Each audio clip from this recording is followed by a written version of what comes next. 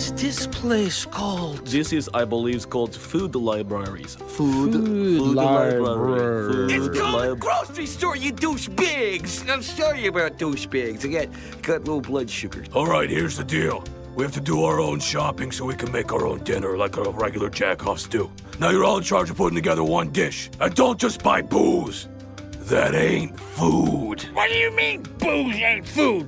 I'd rather chop off my ding dong than admit that. You'd rather chop off your ding dong than not drink? Yeah! Wowee! Hello everyone, this is Kozmic Kitsuneame and Mike here today. Yep. Back, the conspicuous incredible studio. We're back for another full session. And today we're going to be talking about, well, how to shop. Apparently, a lot of people that just, they don't do right when it comes to that. Well, the inspiration hit me. We were talking about doing, videos, talk videos or whatever, and kind of either reminiscing about the old days or how stuff was, how stuff could still be possibly. And I guess, there's just a lot of things that are lost on people nowadays for some reason. And, don't get me wrong, this economy is in the toilet. There are a lot of things that have been jacked way up in price.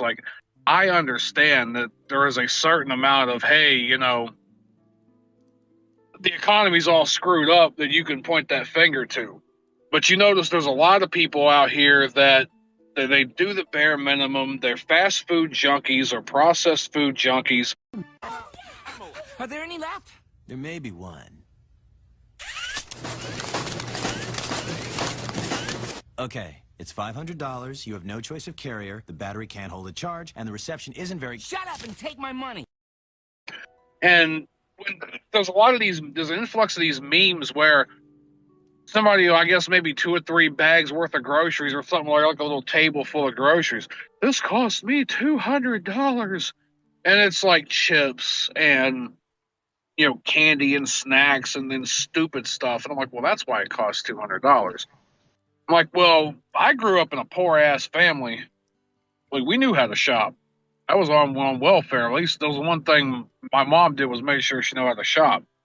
So, and then we were talking, he's like, you were like, well, could just, maybe sit and talk about that one day. I said, you know what? I think we will. So, yeah, I've got this outline here that I outlined out. Anytime you're ready to go, I can start out.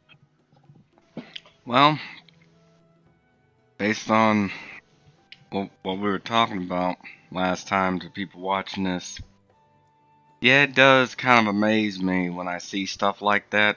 People walking into the store like, oh, this cost me $200-$300. You shouldn't be spending damn near $300-$400 every time you go into the store. Hell, if people generally knew how to shop, then they wouldn't have as many issues as they currently do. And then that, I've even heard people say crazy stuff like, oh, I only spend, $300 a month on food, and then you see them. I saw some lady saying that she had 2-3 kids or something. And I was calling BS immediately. People have gotten to this thing where they try to sell. Well, as the old saying goes, beware the false prophet. There's a lot of people that sell you an idea instead of just straight up telling you where to go and how to go about it. So, yeah, let's run down the list. One of the major things you got to do before you even go to the grocery store is have a list ready. You kind of got to know what you're going to buy. Because there's plenty of times, that's one of the big things, impulse buying. You go into the store, oh, well, I need a few things, milk and whatever else, and then you walk out with a cart full of stuff. So you got to have an idea, too, of knowing what dishes you like and what you usually eat. And have that all broken down by ingredients. So you kind of like a little bit of pasta, so you're going to need this pasta and this other pasta here. And your sauces and then your meats usually go with them. You kind of break all this down by ingredients. You think ahead on this. Now the thing is, and this is what I want to get people to understand: you can eat decently for real cheap. The big thing is, every now and again, and depending on how well you want to take it, maybe a little bit more often than that, you're going to have to eat meals a little bit cheaper. That's not to say you can't have a steak dinner once during the month, or a nice pork chop or chicken dinner or tacos, whatever. But what you got to do is you got to mix them up. When I was growing up on the whole welfare thing, we only got paid at the beginning of the month. So mom bought everything, minus she held back, $20-$30 for the middle of the month to buy more, like eggs and butter, cheese, milk, bread, stuff that kind of just went bad or got used up quick. But she mixed everything in. So if you pepper in meals every now and again, cheap meals like soup, beans, rice, different things like that. I mean, hell, my mom used to make like beans and taters and biscuits and gravy and stuff, almost like a breakfast at night every now and again. You will then be able to mix it up to where you're not just eating real dirt cheap meals all the time. You'll actually feel like you're getting a little bit, kind of somewhat luxury and all that. And you got to, the seasoning and everything too. And I've got a whole thing I want to do later on as far as how to cook after this. So this will kind of go in later on. But there's ways that you can make cheap meals taste real good, and for hardly anything at all. So, I don't think you got to eat like bland cardboard-esque, just, like just bland, like cabbage soup kind of shit. No. So the next is take an inventory of what you have and what you need. And this is also where you kind of got to rotate your stock out as well. Again, this comes with what you eat usually, what you kind of like, what you kind of buy on the regular. Just go through your house and say, okay, well, I want to make a spaghetti meal or something a night or two during this month or whatever, but I've already got like 2 things of spaghetti in here. Well, I really don't need spaghetti this go around, so at least you've got that. Same thing with wondering. any other like. Oh, sorry. And for those wondering, there are a lot of resource management type games that actually, to anyone that's ever played them,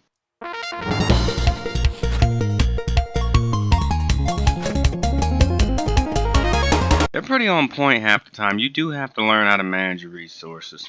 I mean, food-wise. Even if you plan on having your meals pre-made, because there are some people who mess that up majorly and just go down some bender. You've seen the kind of people, they buy a bunch of meat and they have no way of really storing it. Oh, I got, pastrami and all this other stuff. They go to the deli, but they don't know what they want, and they don't know what will last. And they usually impulse on, ooh, that looks good, and then you get that home and you realize, shit, I've got 3 other packages of this stuff that I haven't even opened or eaten yet, and they're getting close to their expiration. Like, now you've got, on top of what you had, now you got this other package you got to deal with. So yeah, taking an inventory of what you got will help you avoid having a surplus of something that you really don't eat very often, or you got to like make concessions for. So like the next thing is, so this you got the list or whatever as you're making your list, and then check the local flyers and papers and stuff for specials. The way I remember it being done when I was younger, and even kind of as I grew up out the house and was dealing on my own with my own money, not under my mom with the welfare thing, I started noticing that higher value items such as like meats, big cuts of meat, steak, roasts, different stuff like that would always go on sale toward the middle of the month, after they knew that all the people who had the welfare money had pretty much spent theirs up. So with this, you can, like I used to every 2 weeks or every week or so, I would actually go in, usually like every 2 weeks or something, I would go in like the beginning of the month and get a bunch of pantry goods and canned goods and different stuff like that. Just kind of load up on that stuff. Then 2 weeks later, I would mainly buy like meat and different stuff. And like on top of like, I'm gonna do a whole thing about how to cook. On top of that, I'm either gonna include at the end how to preserve, or I might make it a whole separate thing. But you can do it right, and so every other week, you know, alternate between pantry goods and dry stuff, canned stuff, and then meat. That way, you know, you have a lot, and you get it when it's cheap and on sale. Now this, you know, couponing, clipping coupons actually does work, but you got to be on the lookout for where they're at. You got to keep them in, like, you really got to do the work in order to find these coupons and keep them rotated, keep them, you know, good. But that is a thing. There's such thing as super couponing. I remember seeing a special years ago, and this is going to go into like the next video later on. Me and you wanted to talk about I don't really want to give a lot away, but basically like kind of 1950s as, you know, kind of lifestyle and stuff. If especially like your wife or whatever is at home, the mother's at home, and like she's taking care of things like the house and this and that. There were also things like the women around the area, the neighborhood, would get together and compare coupons and stuff and trade coupons and different things. Because say like maybe you picked up some coupons for some baby food and diapers, but you don't have, you know, kids, or you don't have kids in diapers. Well, you know, Sally down the street, she's got kids and stuff, but they really aren't big on, say, I don't know, pork. Maybe they're Jewish, or, you know, they really ain't real big on pork and stuff. She can find all the coupons she's got that you might want and trade them with her for the coupons she needs. That was a whole like group activity too. I just wanted to chime in because you raised an interesting point. It's almost like hunting. Bargain hunting can be a really fun experience too. You know, there have been times I found coupons for stuff and just kind of put it away and like didn't even know if I wanted it or not, or just be walking and passing. It always feels good to save a little bit, and that's a good habit for people to actually get in. Too many times I see people just, you know, blow through crap tons of their money just to, you know, get something that's good to go. And in the long run, usually the stuff that's, you know, bad for you costs more over time. And that's what people tend to forget. You know, it's a lot cheaper. I'm going to address that in a minute. Laziness comes at a cost. Yep. But we'll see. The thing is too, and then we'll go in on depth of this when we start talking about the other thing too. You're part of the household. Wouldn't you also like, I'm talking like from a woman's point of view, wouldn't you also like to do things and be a part of things and make it cheaper and easier for everybody? I mean, hell, you want that new pair of shoes, you know, on your birthday or whatever, why not save a bunch of money? And then those shoes ain't gonna cost much of nothing or hurt you much at all later on, because you done saved up all this money. You're making your husband's paycheck stretch. You're actually participating in, and, you know, dare I say, showing respect to the work he puts in the household in general. I forbid that. But yeah, I mean, it's, you know, it's all a work in motion. I think this is what people forget, whether you are living by yourself, whether you got a roommate, you replenish. And I think people forget that you have to replenish what you have, and you have to live within your means. Replenish! You're supposed to take the warm ones and fill it up after you finish. You didn't have one today. Oh, I saw you have a soda pop today. I had one yesterday. I had a million yesterday. You had a million but yesterday? I definitely might. You're supposed to replenish. You take the and refill you didn't replenish, God damn it! I can't believe it. I never had anything after you've been here. Oh, fuck! If I taught you anything, I taught you to replenish! Seriously, look! Refrigerator, everything! In the basement? And if you went downstairs in the basement and got a soda, what was the fucking rule? You'd replenish. Okay. But what the fuck? Danny doesn't fucking replenish. No, listen, I think it's a microcosm of more serious things, but, you know. You know what? I'm fucking done. I'm serious. I'm so pissed off. There's a bunch of people out there Yes. trying to eat foie gras and all this other stuff, and they just don't have the money for that. I mean, and I laugh to It's the stuff. myself because people, because I noticed two things. You get people that have always, more or less had roommates who don't know how to shop. And so when they get out on their own, especially, when teenagers go to college, like when they get on their own, they don't know what to eat and then end up spending way more money going to these places. I mean, I'm not saying a person shouldn't treat themselves every now and then, but I remember in my college days, I had friends that always wanted to go to the most expensive restaurants like every week, like twice a week almost. And it's not even about not having the money at that point, it's just the principle of it. You shouldn't be doing that back to back and to drain on your funds. You have to have priorities. And if a person does have a roommate or family or whatever, once again, priorities. You do have to kind of somewhat prioritize the food in the house, and in a sense, okay, what does this person like? What do I like? And more importantly, how to store that.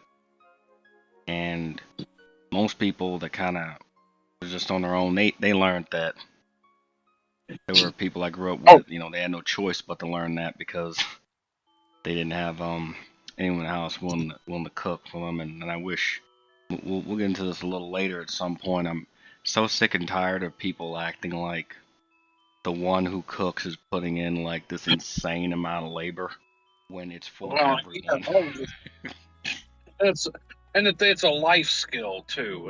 It's not a gender role, or it's a life skill. I'm one of those types of people. I don't care I don't care who does it, as long as somebody does it. But it's one of those things like, okay, you with somebody, does it have to be done? Yes. Does it still have to be done when you're by yourself? Yes. Well then, stop complaining about it. It's got to be done. Somebody's going to do it. But that's the thing, like, I don't feel bad for people that walk around and complain about having to cook. I just don't feel bad.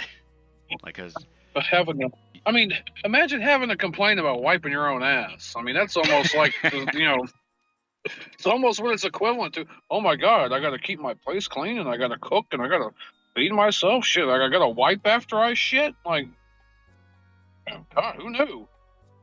I mean, that's the way I see it. But yeah, let me pick back up like with the thing here too. So we don't go too far off track. One of the best things you can do is get like a 3-ring binder, and if you can get some of those like trading card, baseball card sleeves with the pockets in them, and you can organize things by like date and produce and canned stuff and all that. So I mean, there's a lot of ways to do it. You look in on super couponing, but So here's another thing: is most grocery stores, this is going back to like the flyers and the different stuff too. Most grocery stores have like membership cards, rewards. Some are better than others, but take advantage for sure, because there are in-house deals. Buy one get one, buy this, that, whatever. Seasonal things that you can get the good rate on. But there are also a few different places like I think Sam's Club is more. I know it's Walmart. Walmart, it's owned by the same, but Sam's Club. In the Midwest, you have Hy-Vee. In kind of the east, northeast, kind of, you've got Giant Eagle, and you got like a few other different ones. But what it is for every, at least I remember back in the day, it might be a little bit different, but for every so much, like every $50 that you spend in the store, you get 10 cents off a gallon of gas, one fill up. So say you walk in there and you spend $300 in groceries. Well, that's, for it might be a little bit more, higher end, but let's just say 10 cents per every 50. That's 60 cents a gallon that you can save if you go in there and spend $300.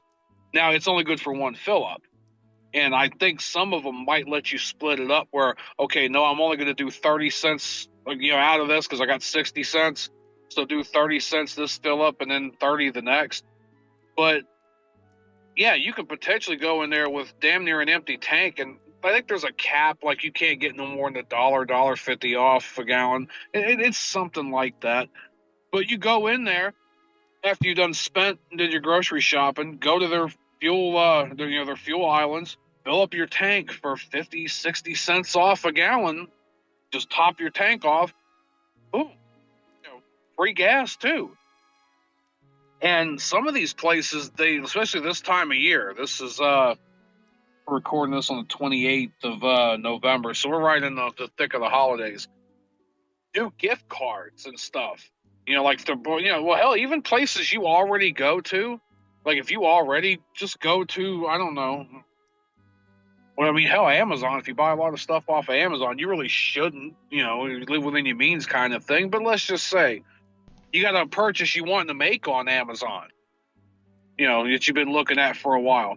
Buy the gift card at the grocery store with the rewards card. And that sometimes, hell, the one Giant Eagle place there for a while did double points. So for every 50 you spent, you got 20 cents.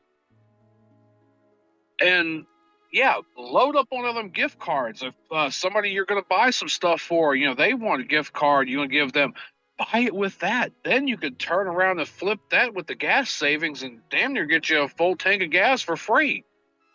So there's all these things like that to keep in mind.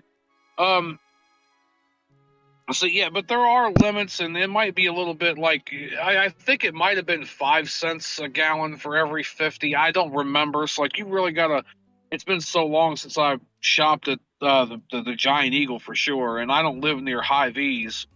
I do have a membership, but since I drive truck, like sometimes I go out there. But then even then, like, I don't think it applies to diesel, and you can't drive a diesel truck to their fuel island, so. There's things like that you kind of got to be aware of, but there are, like I said, between the couponing and the rewards cards and the different ways you can do stuff, you can definitely save yourself some money. And listen, yeah, like I said, I was going to do later on about how to preserve, how to can, how to whatever too.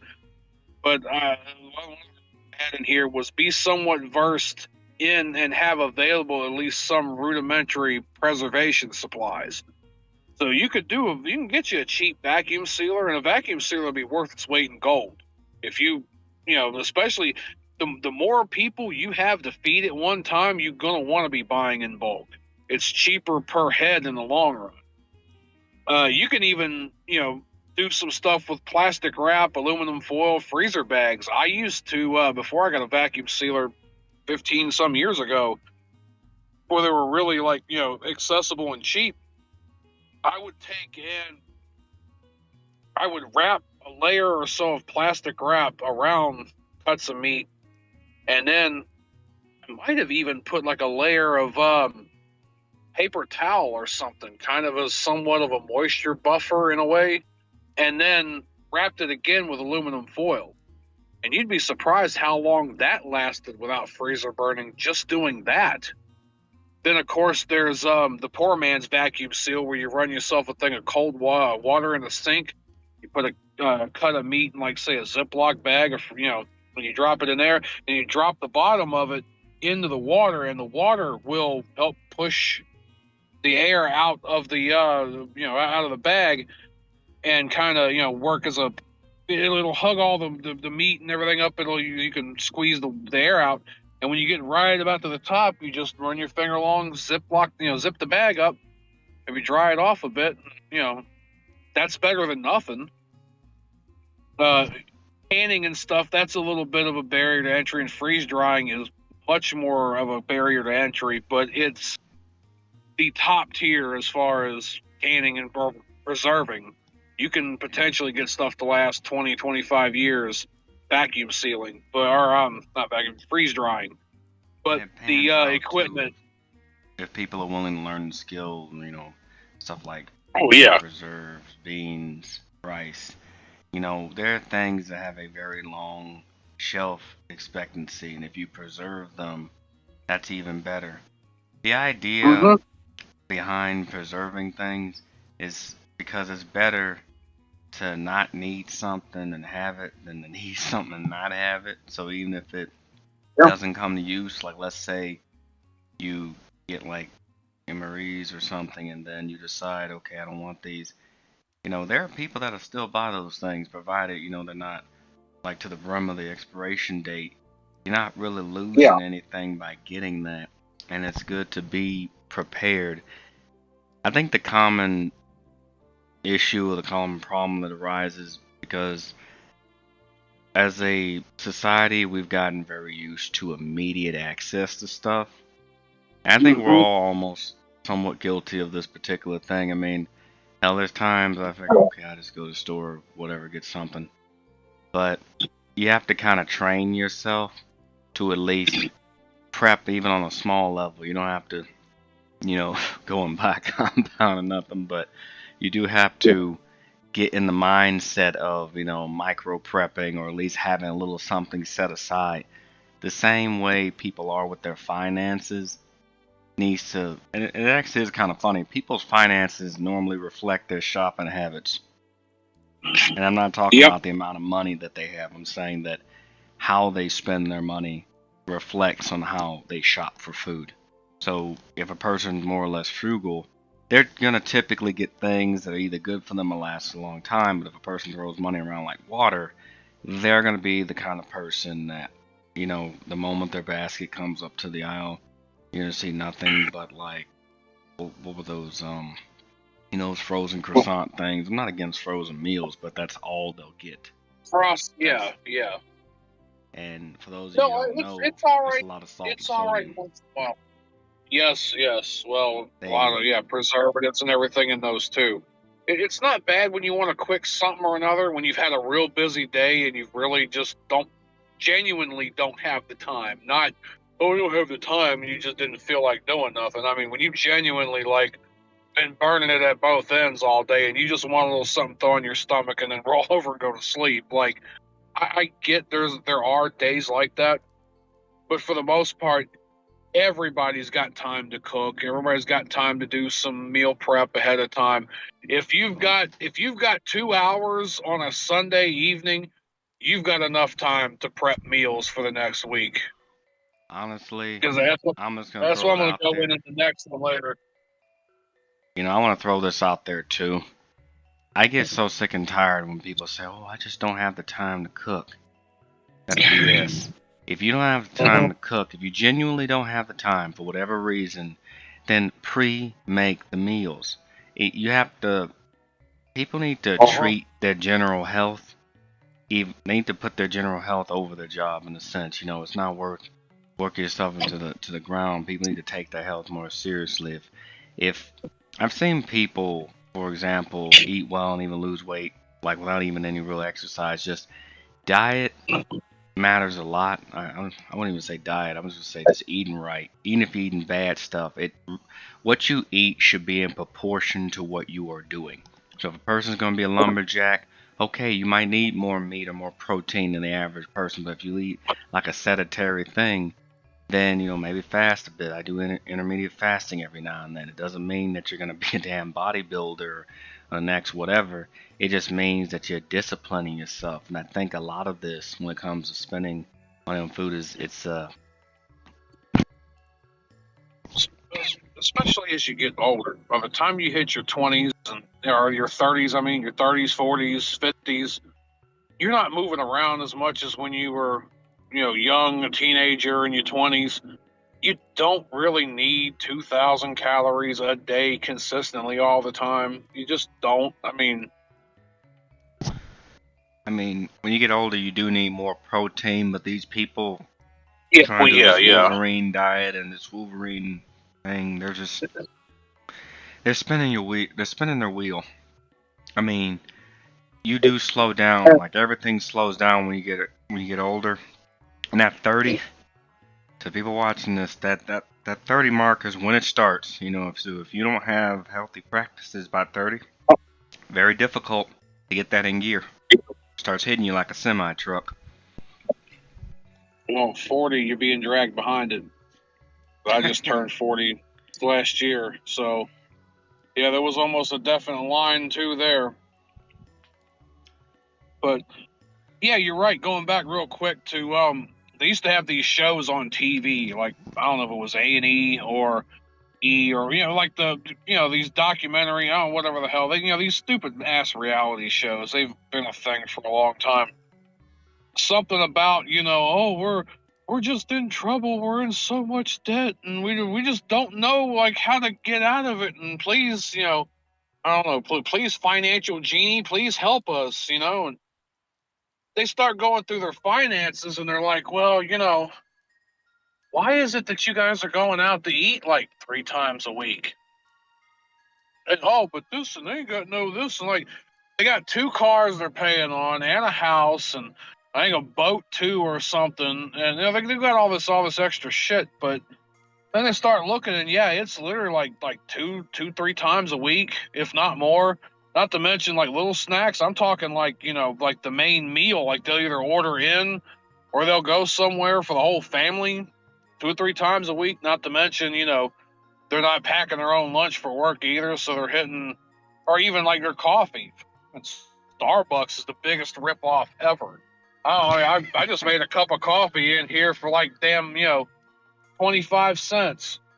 A big thing of coffee, ground up coffee, a little sugar, a little creamer, hot water. I mean, it's the biggest ripoff ever.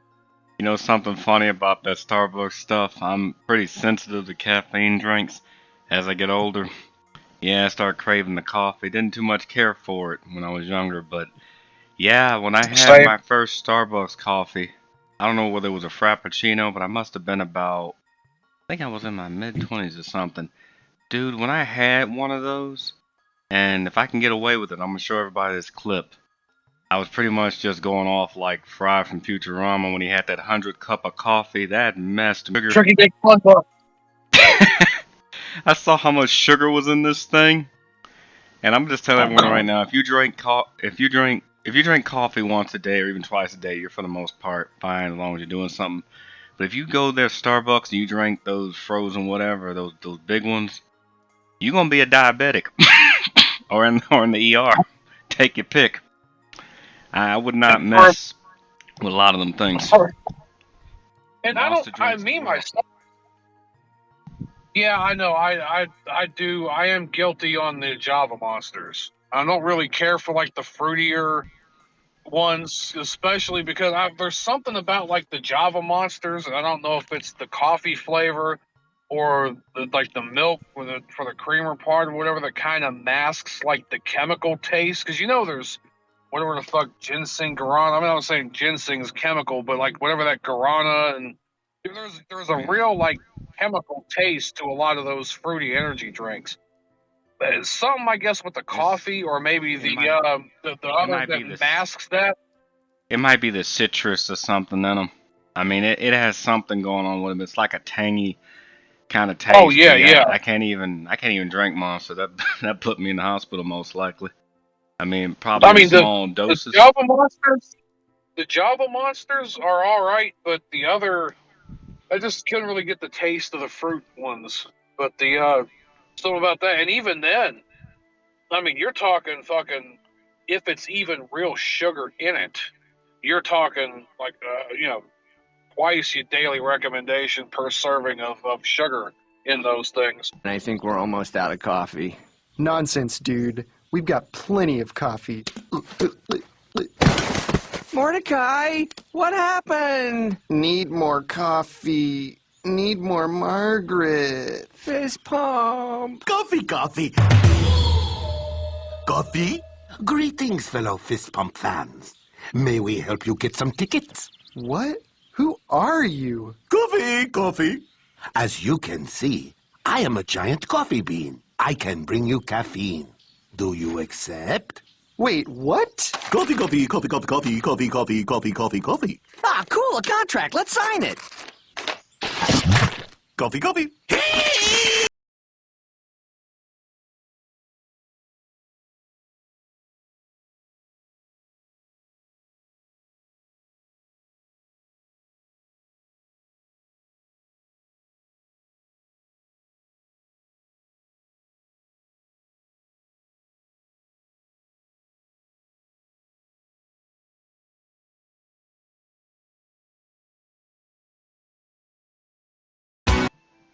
Yeah, it's bad. I mean, I'd rather like I got these.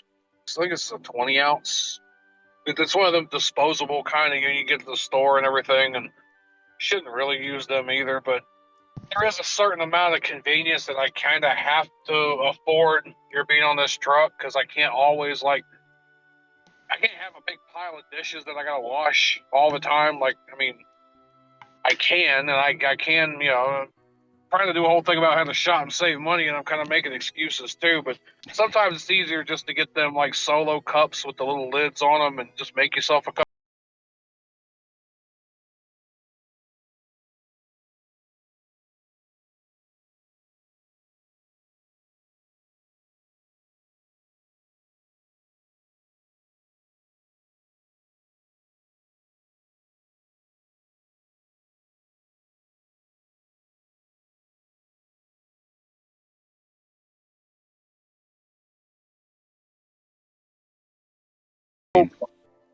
I do still eat trash out the truck stop once in a while too. But I do still use like paper plates and towels and stuff, and plastic forks and spoons here because it's not real easy to have to go in and wash a whole bag or a whole thing full of dishes and all that stuff. I mean, I would prep up a lot of stuff too every now and again and have 8, 10, 12, 20 meals pre-frozen. I got this little chest freezer here, and when I get done with them, then kind of wipe them out and we clean them up a little bit, put them in a bag, and then when I had so many of them, take them in and really wash them good. But even then, you've got that bag now of dishes and stuff sitting there of plastic stuff just kind of rolling around in here. I mean, yeah, I could be finding a better way to do stuff, but trust me, if I were at home, there's I don't. I mean, unless I'm in a hurry and it's only like a sandwich and some chips, I've got paper plates and stuff at home, but I barely use them. It's just for the real quick, sandwich kind of thing. I think I've used more paper plates here lately to do stuff like mix epoxy and put paint brushes on and shit than I actually have eaten off them. But yeah, dude, doing stuff like I said, it's just it's and with trucking and everything, it's a little bit of a different animal. But yeah, we are kind of trailing just a bit here. I had a little bit more as far as before you get there. No worries. I mean, we can max out the hour. I mean, we're at 35. We can max out the hour. This is a pretty enjoyable thing. Let's just go through the whole list. This will I mean, this will start going downhill from here too. I mean, really, to be honest. So one of the other things too is if you can all afford it, if you can all swing it for your schedule, go during a less busy time of the day so you aren't stressed out or dealing with crowds, or even just don't wait until Friday afternoon to do your grocery shopping. Take a little bit of time on a Monday morning or whatever, or a Monday afternoon and go. Don't wait till Friday. There's so much people around, you're stressed, you start getting to the point where after a while it's screw these people, I just want to hurry up, grab my stuff, get home. So you start just grabbing stuff and just anything to get out of there, and you don't want to do that. Holidays and everything, like I said, the holidays are coming up. You want to be aware of what time of year it is. Summer holidays, you got cookouts and stuff like that. If you wait till damn near that day, the stuff you want is going to be hard to find. Same thing with the winter holidays. Make sure you get your turkey early. Make sure over the course of whatever you're gathering the different stuff so you have it, because that's the last thing you want to do is, Tuesday or Wednesday before Thanksgiving trying to hunt down the bird. It just ain't going to happen. It's a funny thing. The way people dress, in the same way people should dress for season, they should shop the same damn way. I'll wait for stuff like Cyber Monday and Black Friday. They just passed recently. I wait for moments like that, and then I saved about a good $300. I mean, if you know what you want. If you use those opportunities to buy the shit you were already going to buy anyway, yeah, fuck it. Like if you know what you want, you just wait for it. If I know it's not an immediate need, I wait till around the holidays. I mean, too many times, like I've seen people try to plan family get-togethers and stuff, and they wait to the last minute. They'll wait till it's like 2, 3 days ahead of time, and it's just everything just goes to hell. If I know, for example, on December 10th or something, that okay, we're having turkey or whatever on Christmas or whatever. If I know that that is going to be an event, I make sure to get everything way early. That way, no one is wondering what's what. And even with your cooking, my family would always cook sometimes a day or 2 days before, depending on what it was, before everyone even came. Everything was just done. Usually the desserts, my family, most all the desserts were done. And any kind of potato salad, macaroni salad, stuff like that you make, and then it's got to go into the refrigerator anyway. Hell, deviled eggs, stuff like that. All that was done. All that was done in the refrigerator a day or so ahead of time. So yeah, it was really just the bird way late at night, than the night before or whatever, and have that kind of slow cooking. And then while that's still going, I mean, most of the get-togethers we had, it was like my grandma and maybe people like my mom and an aunt and a few other different like ladies is there. As everything's kind of on the make there as far as the bird and this and that, they're peeling potatoes and doing other stuff and getting other stuff ready. The men are either him-hawing with the kids or they're fixing something outside or, somebody's vehicle needs looked at or, I mean, hell, I've had a time or two when somebody pulled in with a damn deer and they out there skinning that deer and, gutting and cleaning that up while the women in there finishing. I mean, we've had that happen, right on the holiday. Like, oh shit, here's some of them bagged a deer. All right, oh. And then the thing is too, the men are usually keeping the kids busy too. If they're out there playing, touch football, doing whatever, they're out there playing with them or they're watching them or they're, so they're keeping the kids out of the hair of the, the women in there finishing up, making up the dinner anyway. And that gives them time to talk about, things, their kids, their husbands, it gives them time to talk about whatever. Cause I tell you, and this will be with that video we make later on, the whole 1950s thing, kind of traditionally like how it used to be.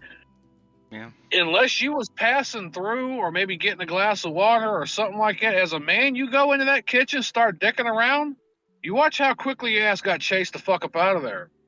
Hell, that went up from I mean, even now you can find a few families that are still like that. I mean, in the 90s it was still more or less like that. They didn't really want you in the kitchen, period. It's like, oh shoot, get out of here. Hell no. We're talking, we're doing our I thing, mean, go out there. Yep. I mean, unless, like I said, you coming through getting a glass of water or something to drink or maybe something real important or you passing through to get to another room. Yeah, you start standing around, looking, dicking around, stirring pots, going, honey, this looks good. Yeah, you can get your ass chased up out of there. In shoot with a broom or pacified with a cookie. Take your pick. Just usually shoot away with the broom for the men. But usually with a cookie with the little kids. I mean, I've seen, I've actually, been that young to have this happen to me too. Sometimes, little kids or whatever, everything's on the make and we didn't already had breakfast that morning. My grandma, even my great grandma, used to purposefully make way too many biscuits in the morning. So by lunch and hell, even by dinner, there was still like a nice little bowl full of biscuits on the table that had done been there all day long. It covered over either with some paper towels or a towel or something. You just, like during the middle of the day or whatever, during lunchtime, you go through, open up one of them, you cut it open, you either slap a little apple butter or a little peanut butter on it and take off. I've seen them take a biscuit or whatever and either put a little peanut butter or whatever in it or do this, that, hand it to one of the little kids. They running away, chawing on it, leaving crumbs as they go. But they pick it up, they take off, they're going off to the other room. Like they're leaving, they're leaving the women alone to do the work they were doing.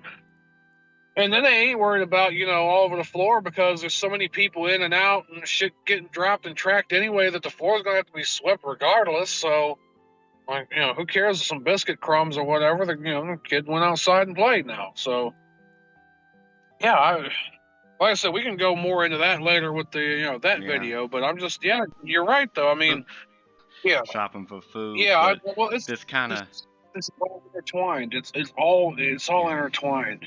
And I feels mean, we like come from even though we might be. I mean, I'm a little bit older than he's a little older than Cosmic me. and Spock, but not by a whole lot. And I mean, but the thing is, also together, like or individually, we've also seemed to have both come from even an older generation than what we kind of should have. Like we hardly identify with the people our own damn age. Like food brought people together. I mean, like for those of you wondering where we're going with this, like food, it brings a family together. It brought people together. Even strangers in some cases. And there was a sense of community with that, and I guess like when we do talk about the old aggression 1950s stuff, this is almost like a precursor to that video I know we should be talking about. That's the sad part about it, man. There's things that, and I'm sure you're gonna attest to this, there's things that me and you were taught that we would never do, even if we could get away with it. We won't do it because of conditioning. There's just certain certain respect things and things that we just won't do. Either just something like that, or I mean worse off, you think about doing something and you got one of your grandparents or somebody in the back of your mind. They've been gone long ago, but all of a sudden they pop in the back of your mind. So you better not do that. The hell you thinking? You better not do that shit. Like man, you're right. I mean she been gone now, 15, 16 years, but like you're right. The values stay. That's what kind of gets me. I know I complain about this a lot, but I notice I can't joke with everybody the same way I used to. People are hypersensitive. They take stuff too seriously. I've told like the most nonsensical jokes around people, and then they be wondering, hey, would you really do that? I'm like, honestly, if you have to ask, I can't trust you. I mean, if you honestly think I would. Yeah. Just simple stuff. It just shows. Like, I wouldn't, but you would. You question it so much, like, I thought I made it abundantly clear that I was joking around and telling some tall tales. Like, if you got to actually question that, I kind of wonder where your head's at. That's the whole thing about it. People try to put that off on other people, but hey, I'm just making a joke. The ones that take it seriously, they might want to do some self-reflection, if anything, because oh boy, I mean, the men, and it is a bit intertwined, but the people I grew up around, especially the men, you knew what they were about. You knew more or less what they would and wouldn't do, and even if they joked about some or looked like they were out there doing whatever, they weren't really serious about it. Like, I'm gonna go and Timbuktu and get 8 wives. I might screw, just some crazy, silly stuff. I mean, that's how they joked. But if anyone took that seriously, it's talking shit. It's talking shit. I mean, that's just But that's been kind of ruined. Since, modern culture kind of destroyed that. I would actually argue that it destroyed a sense of what family really is. I mean, and from the industrialized food to the stuff that we have. I mean, if you tell me in the future everything gonna be in powder or pill form, I mean, we getting there. Ooh boy. Oh, they thought we'd be at that point already back in the 50s and 60s. They thought we'd be in that. I mean, the Jetsons right there. I mean, we would say more like the retro style future now. The glass dome bubbles and everything had rings on the end of it, and shit like that. We thought we were going to be just walking down the street hearing the boop boop beep boop boop beep beep beep boop boop boop like. Laughing about the Jetsons, how even though all Jane had to do was press buttons to make food, and she still complained about that. I was like, oh my god. Having to slave over a hot control panel. Yes, I think she literally said that. When between the panel and all that, and they had a robot made that was autonomous. So it's the doorbell, Mr. J. Like I just think it's funny how you could press a button, make food, even have a robot made, and yet somehow People find a way to complain every time. I just thought it was funny. I mean, that'd be nice to have that. But Yeah, we did.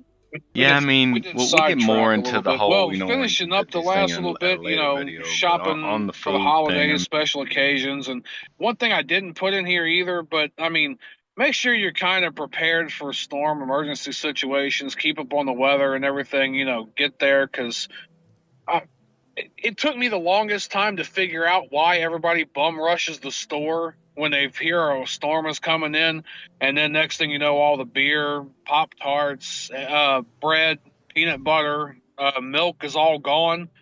I'm like, well, didn't they have those things at the house? Like, it's only going the storm's only going to last like a day or so. What they going on some Alaskan excursion? Please, sir, I want some more. What? Please, sir, I want some more. More? All right, stop it. Stop it right there. Now go on, fill up the bowl. Go on. That's it. Now, put on this dress. Put it on! Now dance. And the thing is, I realized, because I'm from the South, we kind of kept stuff up like that. And even the way I was on welfare growing up, my mom did do, you know, pretty much that like she should have. She shopped at the beginning of every month, got everything we needed. So we always had food in the house. So it's like, you know, why is everybody scrambling? Don't they got food at the house? No, they don't. They honestly don't. They shop for 2 days, 3 days, a week max, and they don't think about it. So, and that's another reason why, you know, this whole go less often kind of thing, you know, it's cheaper in the long run because every trip there's that extra thing of getting shit, you know, mixed in the cart you really don't need. But I guess the one rule, like I said, with holidays, with storms, whatever, is that if you want it, others do too. So, you know, make sure you get that shit and keep up on and get early. The last thing in this little section here, you know, as far as like before you go, do not go hungry. Being hungry will make you want to buy any and everything on the shelf. So you want to make sure you eat a meal or whatever and then go with a purpose of I'm only getting what's on this list.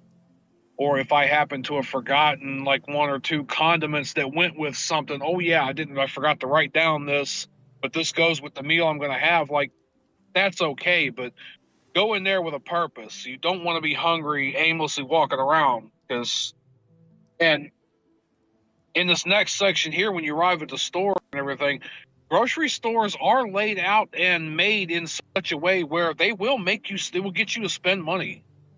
So you have to be, you know, you have to be wise on that. So I've got down here when you arrive at the store, there are layouts and there's, you know, the way they lay shit out and there's tactics that they use too to get you to park with that money. I would suggest parking beside of or near a cart corral. It makes it easier to return your cart, first of all. And,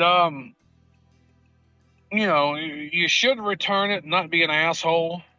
You know, it just should be common courtesy.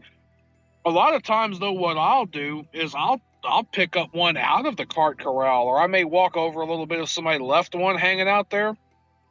I'll just grab either one out of the corral that was already there or grab one kind of stray as I'm walking in there.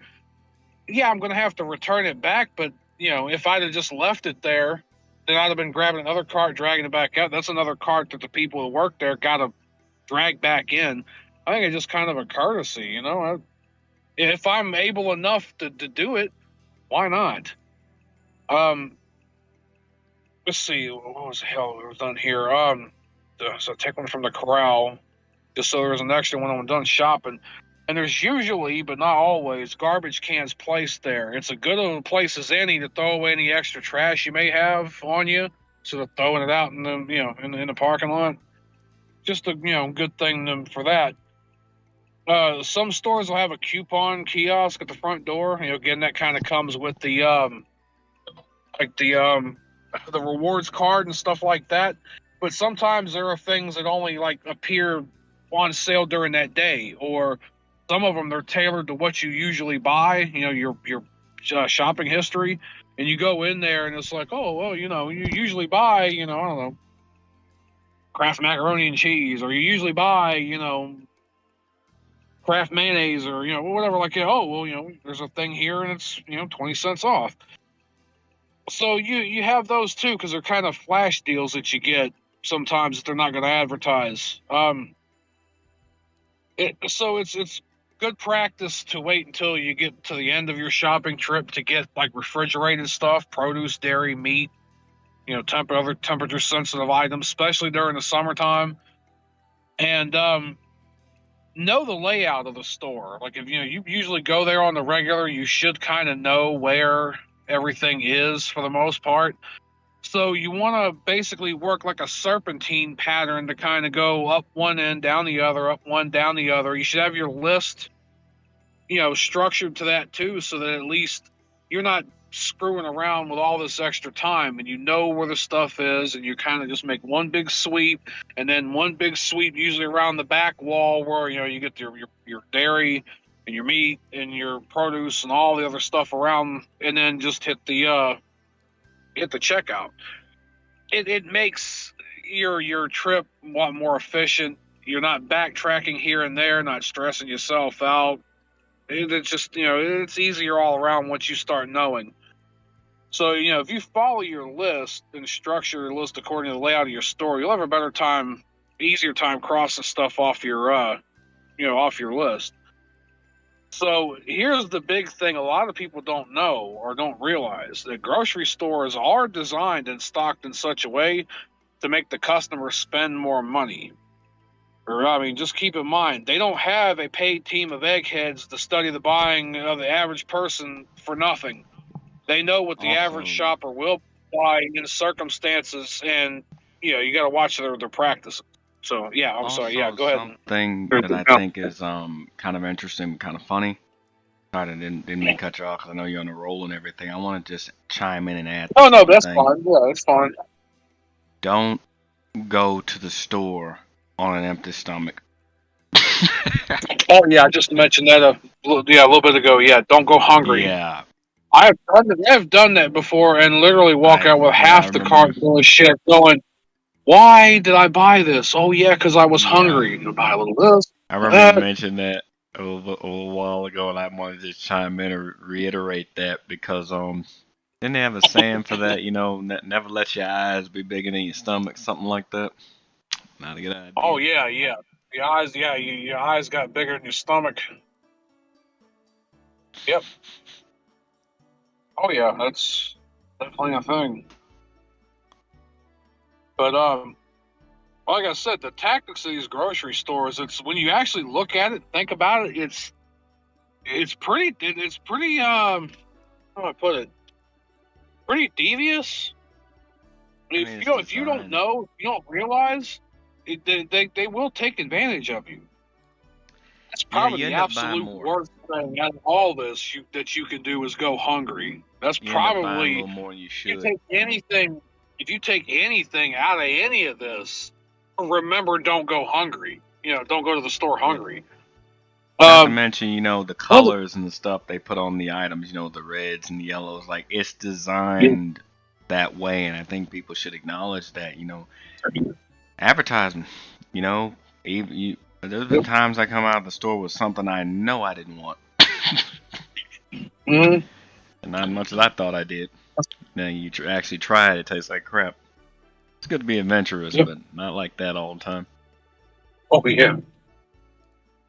Let's see, and the thing is, with holidays, well, I mean, any seasonal holiday, this and that, I mean, let's just say, like, you know, around the 4th of July, and everybody wants to do a campfire and make s'mores.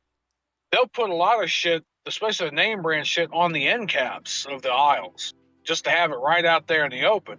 And you're going through and going, oh, yeah, we wanted to make s'mores. And so you end up grabbing the name brand shit and taking off. And the stores get paid to put that, you know, to use that space. So, I say anything on the end caps, usually seasonal and brand name items are designed to catch people off guard who are looking for specific items for holiday dinners and such. Like, Thanksgiving, Christmas, when I go to make like say a banana pudding, they always have the name brand expensive vanilla wafers on the end caps. And you just take the time to go down the aisle to where the cheap generic are. You can get them for like $1 and something cheaper a box down the aisle.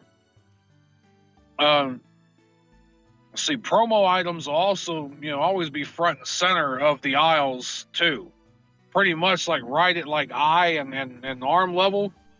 So just know that if a product is front and center in the entrance areas too, not just the end caps, but front and center, as soon as you walk in, they're paid there by the manufacturer to be there too. They also put the more expensive and enticing items next to sale items so that they're in close proximity. So you buy something or whatever that's on sale and, oh, I saved a little bit of this and that. You're already drawn to the sales. So you see the sales and then you see the item right next to it and go, well, oh, that's not bad. I could use that too. They put stuff together like that on purpose. Your eyes are already on the sale item, and then so all it takes is a quick, one or two items over, and boom, you're on the stuff they're really trying to push and get rid of. Like I said, name brand is always more expensive, and they're always at eye level. Generic house brands are always closer to the bottom. So, you have to look down at the bottom. Also, sugary and enticing candies and different things like that are also near the bottom where it's children's eye level. So, you're over here looking up at, whatever your eye level. The kids down here looking at, sweet, sugary candies and treats and whatever at their level. And they will be drawn to that and beg you to buy that stuff. They even hit the kids, too. Again, going back to the don't go hungry, go in there hungry. Why do you think that they place the bakery damn near right at the front door? As soon as you walk in, you smell that bread, you get hungry. Same thing with free samples. You start going in there and you start, nibbling on the free samples. Something with the, the human body, the way the digestive system works. Oh, okay, there's food. Well, let's start ramping up digestion. Next thing you know, you're hungry as shit. So even just a taste of food will put your body in mealtime mode, and you'll want to start buying shit that you shouldn't really buy because now you're hungry. That's why they have these samples at Sam's. Remember how they had people work from station to station? That was pretty devious to them, but kind of funny, like, and they do a place specifically where you're supposed to buy in bulk, so it definitely has done the job in that regard. I mean, there are people that do research this stuff. I mean, even if you don't take our word for it, there are people that do deep research on, like, selling food. And there's like a whole science behind that. I didn't even know that until like a few years ago, but there's like an entire science they built up around that. Like, it's pretty on point from what I saw. Also avoid the impulse items at the front of the store and the checkout. Like the candy bars, stuff like that. The 20-ounce single-serve drinks in the cases, jerky, crackers, stuff like that. Children fall for it the most, but adults who are hungry or stressed, again, don't go hungry. Go during times when it's less busy so you won't be stressed out. Will buy sugary items and stuff toward the end of their trip as a reward.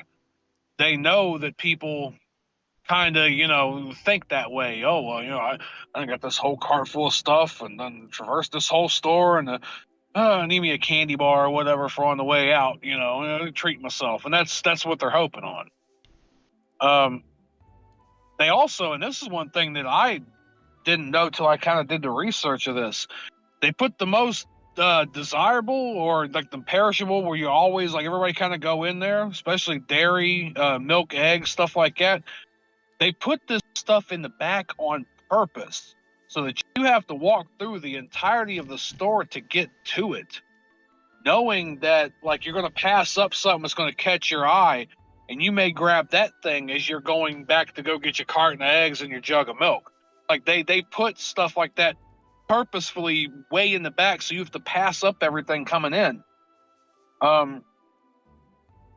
They also do the whole scarcity thing too, special local items only found here, I don't know, fucking, I don't know, Minneapolis grown, dildo carrots or whatever, get them here. Here's the only place you can get them. They do that shit too. So, get you to spend the money. And the music in the grocery stores too. Yeah, they tailor that to the area, but also get you to pay more. Slower music is more proven to make you spend more money. So, along with all the other stuff, don't go in hungry, don't go in stressed, don't go in during the busy times. Go in with your own headphones on and your own music. Podcast, whatever, try to avoid, that as far as that goes. So that's what I got as far as the tactics and the other stuff. Now, this is actually like, when you start actually shopping, when you actually start pulling items off the shelf. These are specifics, that you want to look for and avoid. Unless you're some hardcore brand loyalist, like there are a few things that I will definitely spend the extra money on. If it's not a big deal, always buy the generic or their house brands. Whoever heard of a generic cow? Whoever heard of a generic green bean? It's like personally, I prefer, like, say, Jif peanut butter. For some reason, I've tried a bunch of other peanut butters. Jif just tastes better. I don't know what it is. All the others, it's so much of a difference that it's horrible. Dawn dishwashing liquid always works. Everything else always peters out. The suds don't last that long. The dishes don't get that clean. Like, I've never ever had a problem with Dawn dishwashing liquid. Dial soap. I'm just a perfect, specific example for me. The Dial bar soap, the Head and Shoulders shampoo. The cheap equivalents of stuff, I've bought cheap equivalents of like Head and Shoulders and different stuff, and it just does not work. So there will be a few things that if you're kind of brand loyal on, or that just work, go ahead and get those, because you'd be better off spending $1 or $2 more on something you're actually going to use than maybe cheaping out on $1 or $2 just to find out it don't work, you don't like it, and throwing it away. But we are creatures of habitat. Creatures of habit, and in the habitat that we live in, you have to build up good habits. Kind of got that backwards at first, sorry about that. But still, it's just you have to build up these good habits. For me, for example, I'm careful with soap I use and stuff, because some, you gotta be careful with that, because some can have a reaction with your skin and everything. But it's people do have to do research. Whenever I buy anything, doesn't matter, food, soap, and even like when I search for sales, I go, is this a need or a want? How much do I need or want this? And I just recycle that over there. And I look at the price, and I really study something before I order something. You can do big orders. That's why I do big orders at certain times of the month. And then I go many months without buying a damn thing for the most part. It just really depends on your lifestyle. This is where lifestyle comes into play. The way you spend money, the way you shop, the way you eat, like, that's why I don't really care for the term diet and stuff like that. It's not diet, it's a lifestyle. People just need to find a lifestyle that works for them. If you want to be specific about it, go talk to a nutritionist. Everybody has their own needs, but don't fucking sit there and act like, eating a Hot Pocket or frozen meals and Starbucks daily is somehow, the bee's knees. I've seen people so loyal to Starbucks, like the cup and everything. It's a bit ridiculous. Yeah. It's a bit ridiculous. Well, a little bit of familiarity, but at the end of the day, it stems from it's so convenient, and it's convenient to keep going and going, and then after a while, it just becomes comfort and habit. Yeah, no, I get it, but when people buy like the processed shit, I think I've still got that to get to here in this section, but it all comes down to lifestyle and putting in the effort and knowing that a lot of this stuff, it's not enough to go, hey, this stuff isn't good for you. You gotta understand that this is why they hawk this shit on you. This is why, because it's more expensive. They make it to where it tastes good, and they make it to where they put all the sugar and the salt in it to make it addictive. So they know what they're doing, and people are getting fleeced because they know how to formulate. They know how, they know it's a thing of habit. Let's see, what was it? Talking about the generic brands. Most of the generic brands are manufactured by the same places that make the name brands anyway, and contracts and tax breaks are a thing. So there's a lot of deals going on behind there. Yeah, here's the where I was getting to. Avoid processed, pre-prepared, or convenience products. Laziness is expensive. So just remember to keep in mind, the more hands this product has to pass through to get to you, the more expensive it is. Meat and produce that's already been parted, pared, cut, washed, this, that, whatever, cost a lot more per unit of measure than something whole or untouched that you need yourself to peel and process at home. All it takes is a couple of minutes, and you'll be saving a lot of money. Buy whole fruits and vegetables, cut those up at the house if needed. Again, talking about like storage and different stuff like that. Learn different ways of storing, preserving, or at least packaging in a way where you can keep the stuff as fresh as you can at the house. Even if you're gonna eat it right away, like it's still not really good to just throw it in the container and go, oh well, we're gonna eat it in like another 4 days. Sometimes fresh produce does go off quick. You can get them green bags or them produce storage containers and stuff, and those help a little bit. Certain things too, like you can cut up apples. You can cut them up a little bit ahead of time, but they go brown real quick.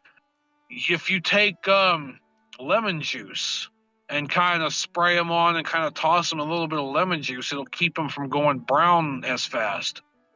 Just little different things like that. See, the same thing with meat.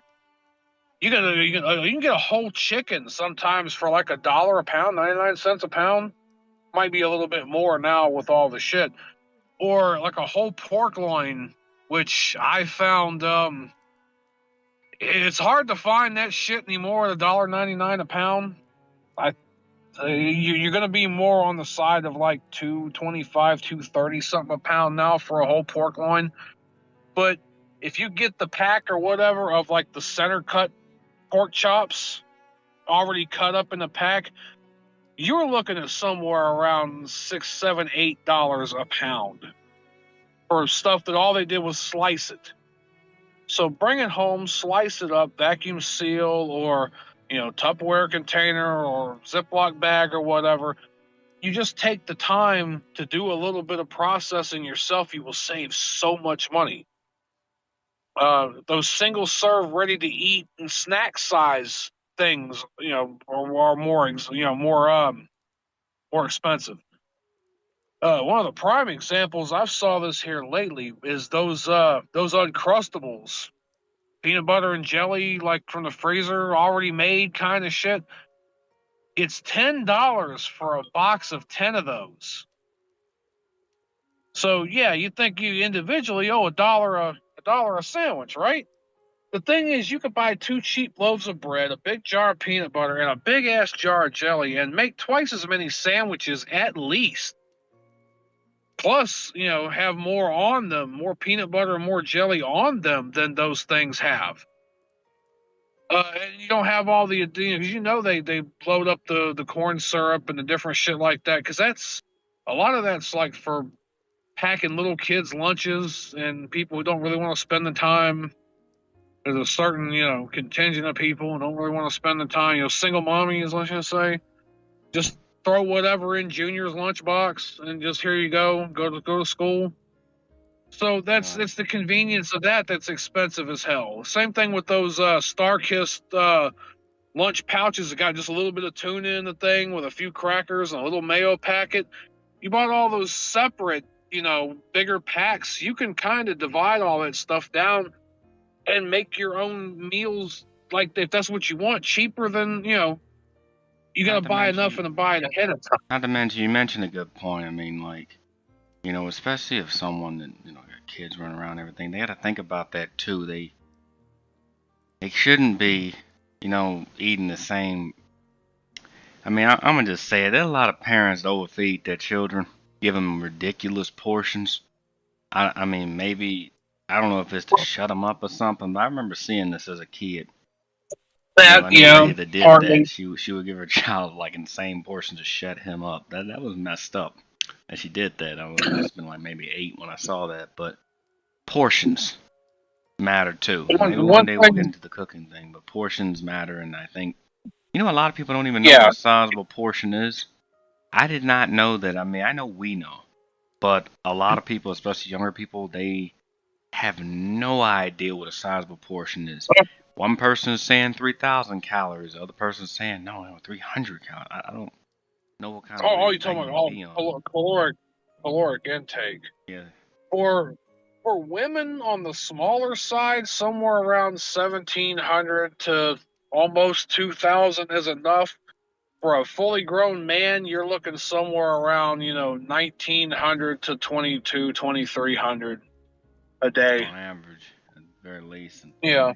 I mean, a person A, shouldn't a be. real a real a real active person, you can go 25, almost 30, 30,000, or 30, 3,000, 30, 3,000.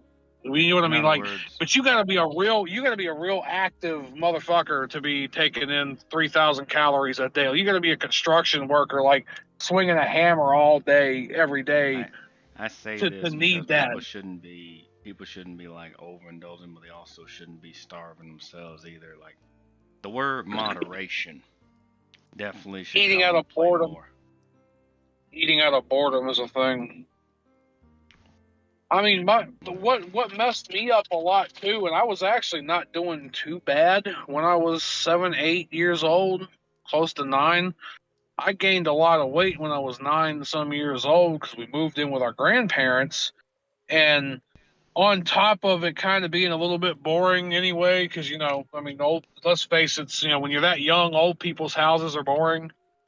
All the kids they had, and even the ones whatever, they ain't around, so they really don't have toys. And for the most part, if they do have toys around, they're for real little kids, kind of thing. Yeah, So baby toys and everything my like that. grandma's my grandma's philosophy on anything was, even between meals, whatever, you can get whatever you want to eat, just don't waste it. So we took that as an invitation to, well, if I wanted a peanut butter and jelly sandwich at 2 in the afternoon, after we done already ate lunch at 12, like, well, we'll go ahead and get you a peanut butter and jelly sandwich, as long as if I make it, don't waste it. And yeah, they just kind of, as far as that, like, I mean, there was a different time too and everything. Of course, they were overweight, but it's a country thing too. Of they don't want to see kids going hungry. Even if they're not hungry, they just bitching they're hungry because they're bored. But yeah, it just whatever's in the refrigerator, you can have some of it, whatever. Don't waste it. But my house is your house, and that kind of fucked me up a little bit there. Gained a lot of weight. And that was a big thing when I was growing up as well. Like you didn't like for those of you watching this, I may revisit this in another video, but the one thing we did not do, like you do not waste food, okay? If something's terrible, fine, throw it Oh, away. no. But you don't waste perfectly good food. That was just oof. That was a no-no. It's just I remember going to college and someone trying to pay me back like $5 after they could buy a chicken sandwich. Well, I cut that person off. They threw it right in the trash right in front of me. I mean, I bought food for everybody, but still, that at that time for Yeah, that yeah. particular thing, I was headed back. I think, man, if like you didn't want it, just next time specify what you want. I mean, it was some girl, but still, it's just if you don't want something, don't eat it. Don't take a bite of it, throw it in the trash, and pay somebody back. I'm gonna just say it. It's a class thing with me. That's real low class. That's like under the earth type of crap. And when you don't know, you don't know. But I don't expect people to pay me back on dollar menu stuff. I don't care like that. But a lot of the food stuff, food is always gonna be intertwined with finance and money because they just go hand in hand. And people just need to think about that. Think about and it almost seems like I'm telling people to think about their relationship with food in a weird way, but Yes, yes. they do. Well, the relationship within and of themselves too, because if it's not, And I'll tell you, a lot of it's either boredom or a lot of it's not willing to put in the effort to do the things it takes to make better meals and make better choices. But the whole thing with, like you were talking about, not penny ante, this and that, whatever, when it comes down to like food or buying something or whatever, it's because if I've got a little bit of extra money or a little bit of extra food and somebody's hungry, yeah, sure, here you go, make you a plate or, what do you want or whatever. Because my whole thing is, in the end, I'm hoping later on that they're, well, I mean, you wouldn't hope, but you know what I mean? Like, maybe there's a situation where I'm hungry as hell and I don't hardly have any money. And somebody's like, well, hey, we're going to go out to eat. Do you want something? You got no money or whatever, but no, we didn't ask you that. Like, you've been, we're paying you back a little bit. Like, you always buy us food whenever you got the money. Like, no, what do you want? We'll go get it. Don't worry about it. And then that's that whole thing there of you hope that comes back, on the other end later on. You do help, help people. It's a courtesy thing, It's you're just a hoping that when common you courtesy. actually you're in that position, people would do that for you. Exactly. I don't go tit for tat with people. Unfortunately, a lot of people do. I will let something go provided people are not constantly trying to hit that anvil. But people just, I've had people bring up stuff from 10 years ago. I've had people pay me back for stuff I long tried. I mean, I'm happy that a few of them did, but I don't really care on that level. I mean, unless that's in the high double digits, triple digits, something, then I could kind of see it. But I don't like when people trip over $5. That's just oof. I don't like that. It's a bad. What is it? A bad faux pas? There's a saying for that. It's just it's in poor taste. Yeah, it's a faux pas. Yeah, it's yeah. I mean, if I spent it, I spent it. I mean, it was for everybody. I kind of if I do something for everybody, I just write that off. It's just something I did. I just write off and like call it a day. People get kind of hung up about the funniest things and yeah, going back to what I said, people really do have to think about their relationship with food. And I mean, it sounds weird to put it that way or funny to put it that way, but they really do. I mean, what are you eating for? You eating because you're bored? You eating because you're hungry? I mean, you have to take that into consideration when you shop. And in a way, shopping for food is almost like dressing for the season, or like it has to fit the theme what's going on. Yeah. Some people will drink hot tea, when it's cold, or have a snow cone when it's hot. I mean, you can do these things, but once again, moderation is key.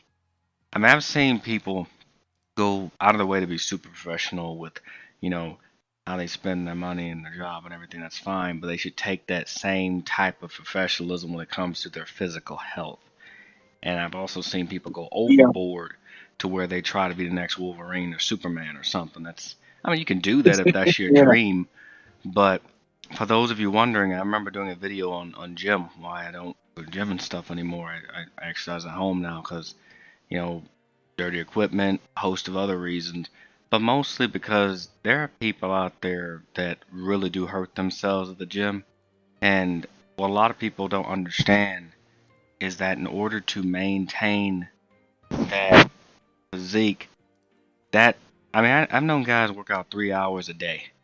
In order to maintain that muscle mass and physique, if you're off of that particular regimen too long, you lose muscle mass. So that is a discipline. There's no shortcuts on that. That is a thing that someone has to discipline themselves in. When you look at for example, well, I'm gonna save it for later, but the gyms from the past, I mean, people understood that. I mean, there were old PSA videos about what a portion was, and it's so sad, in my opinion, that they don't teach this in school anymore. They should. They should resurrect some of them damn videos and actually play them. They're still relevant to this day.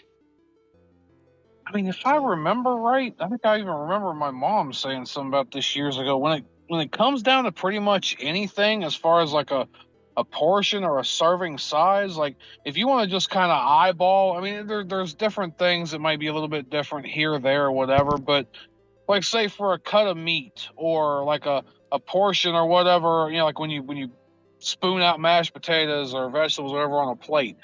I think, isn't the rule of thumb like about as big as like the size of your palm for each Like each portion, like the cut of meat should be about the size of your palm or so. The spot of potatoes or whatever, should be about the size of your palm, or maybe about the size of your hand. No, it should be about the size of your palm. And same thing with the, it's something like that. I remember hearing them, if you're just trying to eyeball, I mean, you can nitty gritty everything down to the, get a kitchen scale and this and that. Yeah, you can do that, You but need I to mean, weigh the food. It just depends on how scientific people want to get with it, but yeah. It's definitely a journey. I mean, and for those who aren't where they want to be, I mean, hell, I'm getting there as I speak. Walk an hour a day. It's not gonna happen overnight. Hell, it may never happen. But I respect people, even a person out of shape. I respect the out of shape person is actually trying to do something about it, as opposed to just, well, I'm in a Twinkie factory. Just, people need to show some actual effort. I'd rather somebody try and fail than not try at all. I mean, it's just you got a whole lifetime to figure that out.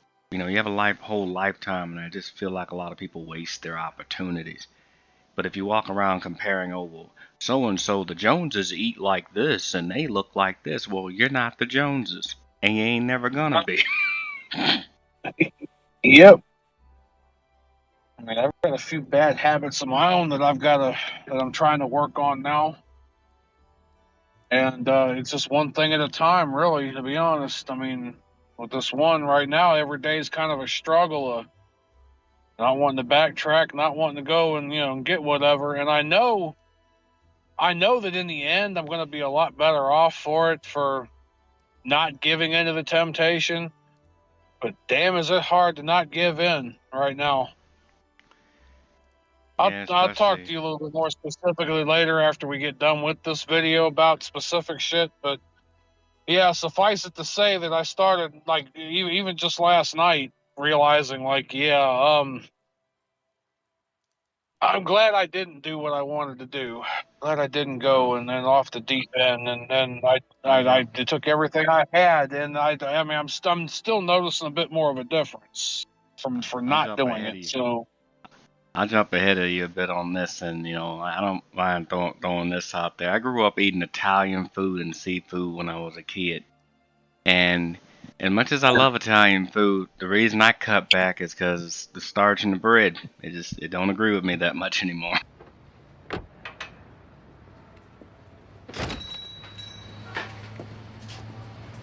You make this pizza? Who make it this pizza? We're asking you. This your store logo, sir? That's in my box. This pie was found at a crime scene. My pizza never hurt nobody. Come again, sir? You don't find any bacteria in here? Some kids broke into Verbum Day High School, broke things. They left us there. Now, you tell me the names. I go put my foot up their ass. I got it, Pop.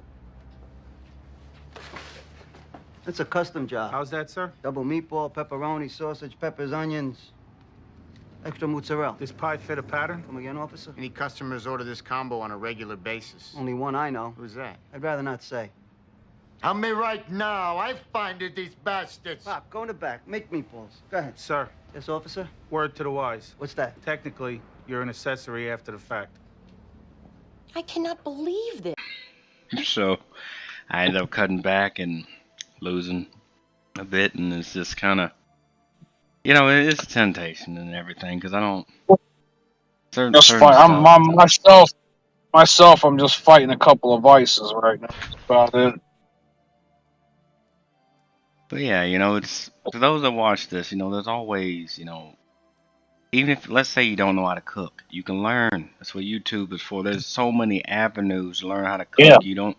Used to be a time. Remember those stupid home ec classes, like where you had to learn how to cook. I remember they had us class. I took 4 years of home ec classes. Every year I was in high school, I took home ec.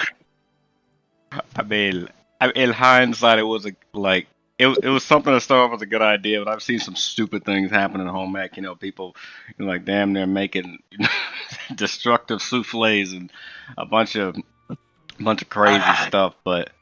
It's just, stuff like that. If a person wants to learn these things, they can. We didn't have. We had a couple of guys. we had a couple of guys in one home ec class wanted to do a dish, or because we were told like not necessarily like a dish, but it kind of had to be like also regional or culturally specific too, kind of thing. And I think like me and the whatever couple of girls I was in the group with, we made Swedish meatballs, and I think the one kid from Germany or whatever, and a few of those other people, whatever, he made like some tomato soup, like German tomato soup or whatever. But we had a couple of these guys wanted to make soul food, and they got a hold of basically like they wanted to try to make gumbo, but I guess they misread or misunderstood, interpreted what gumbo really was. That they had to use basically whatever they were given and whatever was left over. They interpreted it as anything but the kitchen sink, like clear off the kitchen sink into a pot. So it literally was like slices of lemon and like chicken leg quarters and I don't know, like maybe some beans and carrots and shit knows what else was in there. I mean, like whole cloves of garlic. I mean, just like they cleared off the kitchen counter. Like, what the hell is this? Like, Mutant gumbo, man. This is what it is. Yeah, that's kind of how they interpret it. I'm not gonna say that that's very far off from it's not far from the truth. I'm pretty sure if we'd have put a black light to this shit, it probably would have glowed. I mean, it was probably a glow stick and a damn, probably a fucking tire iron in there somewhere, or a can of fucking Fix-A-Flat. I don't know what the fuck was in this shit. At that point, you gotta call Homer Simpson to taste test it. Yeah, I know, like, but that's the way they interpreted it. And the thing is, these guys were these were kind of our edgelords, our class clowns, our edgelords of our class. They were always pushing the envelope of shit. So I mean, like, if anybody would have done this stuff, and hell, if anybody would have gotten away with it, and this was 99, 2000, so I mean, if anybody would have gotten away with it, it would have been them. But, you know, reminiscent. But yeah, we're probably just slightly a little bit more than halfway through this. This rest of this kind of should. I know we got sidetracked again, but it was a good sidetrack. It happens. But I mean, you know, going back to the whole like price per portion and everything like that, more is better in a lot of cases. Basically, the economy of scale. So, just as a last example of, you know, processed or convenience foods, the smaller the portion, the more it costs per ounce. Items packed in larger amounts take up less space per unit. More can be shipped at one time. That means that less cost per unit on the shipping. Hell, even, you know, sometimes it even reduces the shelf space. You know, you got a bunch of little bitty cans of stuff in there, and all the air and the gaps between them take up more space than bigger cans of stuff. So you can put more product per ounce per unit on the shelf in larger things. So there's a couple examples here I had. You know, say a standard tin of tuna costs about $1. You could find a tin that has more in it, say twice as many ounces of the product.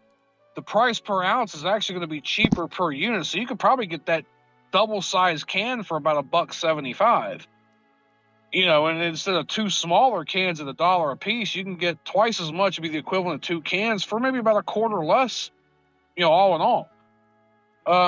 Same thing with soft drinks. 2-liter drinks, 2-liter bottles are priced cheaper per ounce than the single-serve 20 ounces or a case of cans. So usually on the stickers at Walmart or any grocery store, you'll find that they have like the comparison, or they'll have the price per package. And then if you look, they will have whatever ounce, they will have a certain so many cents or whatever per ounce, per fluid ounce, or per ounce of weight, or per gram, and if you look at that and go, well, I usually use, this product here a whole lot. well, then why not just buy the bigger package? And then the thing is, too, like with the preserving and the putting away and whatever, if you know how to do that, you can have this, you can buy a lot more in bulk and kind of store half of it till you need the rest of it. And if you're already going to use this stuff anyway, you may as well buy the bigger package.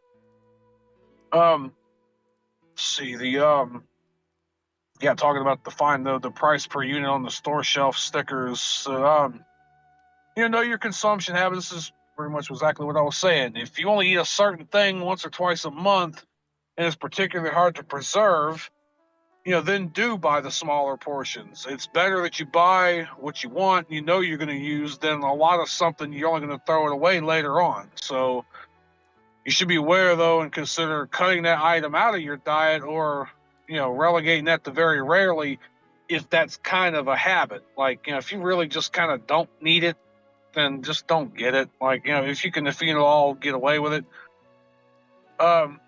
If you prefer fresher produce, remember that unless you're cooking and preserving it, eating it fresh, you have to be sure to buy according to your, how much you eat of it too. If you eat a lot of it, get what you need. If you don't eat or, plan to eat a lot of it, preserve it soon and, buy less of it at a time because it'll spoil faster. The same way, like you want to make sure to get what you eat, don't get what you're going to waste. That's what we were kind of, talking about with the wasting food and stuff too. Fresh produce can be bought in larger and cheaper quantities if you go to like a farmer's market.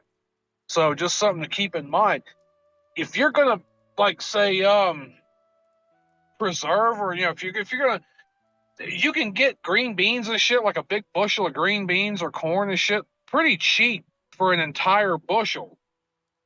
It's really only worth it, though, if you're going to take and cook all them down and then put them in mason jars or whatever. Or, hell, you can freeze dry them, too, if you don't cook them. However, you're going to preserve them and preserve them for the long haul.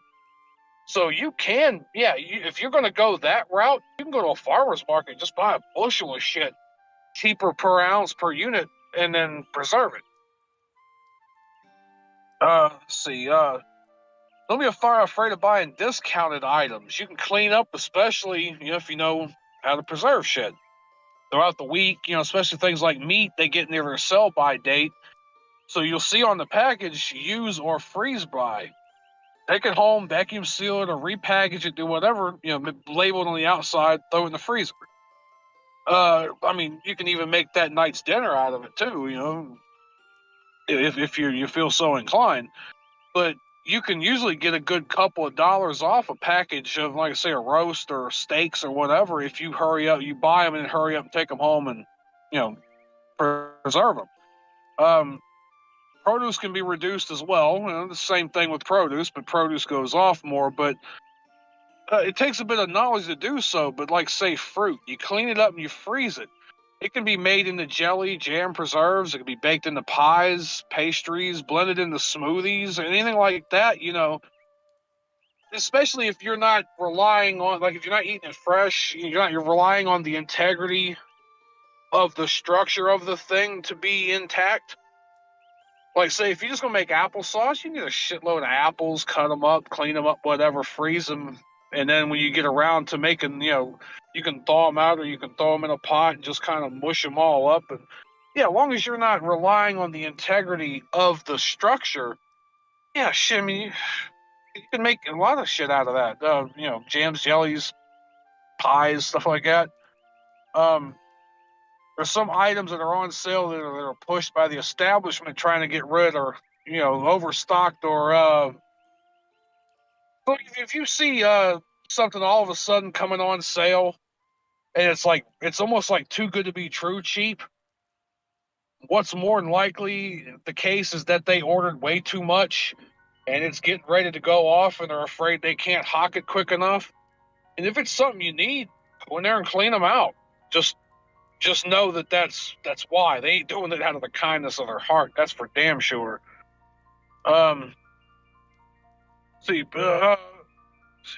What I put here, price far out enough for an average customer, but due to the supply chain and inventory prices, these items may be too close for comfort for many businesses.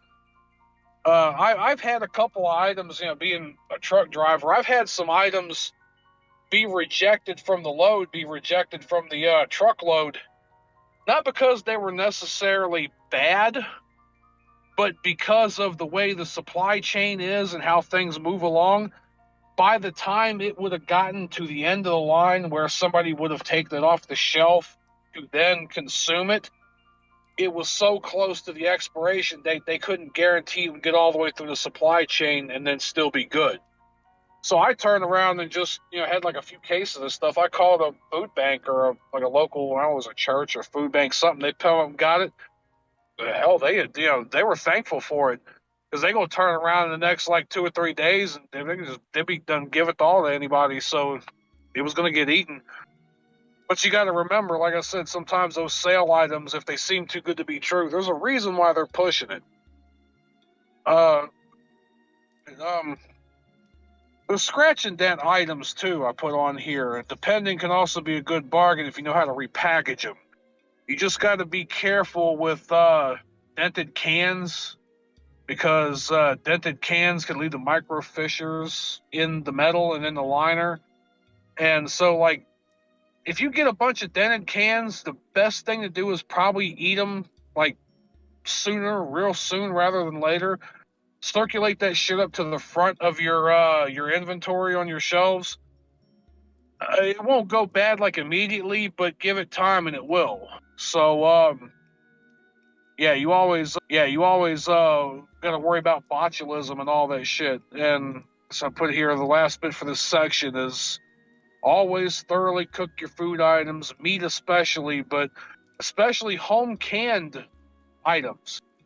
Like, I mean, if you really know what you're doing with, the cooked can shit, mason jars and everything, you ain't gonna have too much to worry about. But being that it would be like a home operation, you want to take just a tad more extra precaution. And botulism isn't. So make sure anything really out of a can at all, just make sure you heat up to serving temperature, like a 160, 180. Which is something quite pretty important.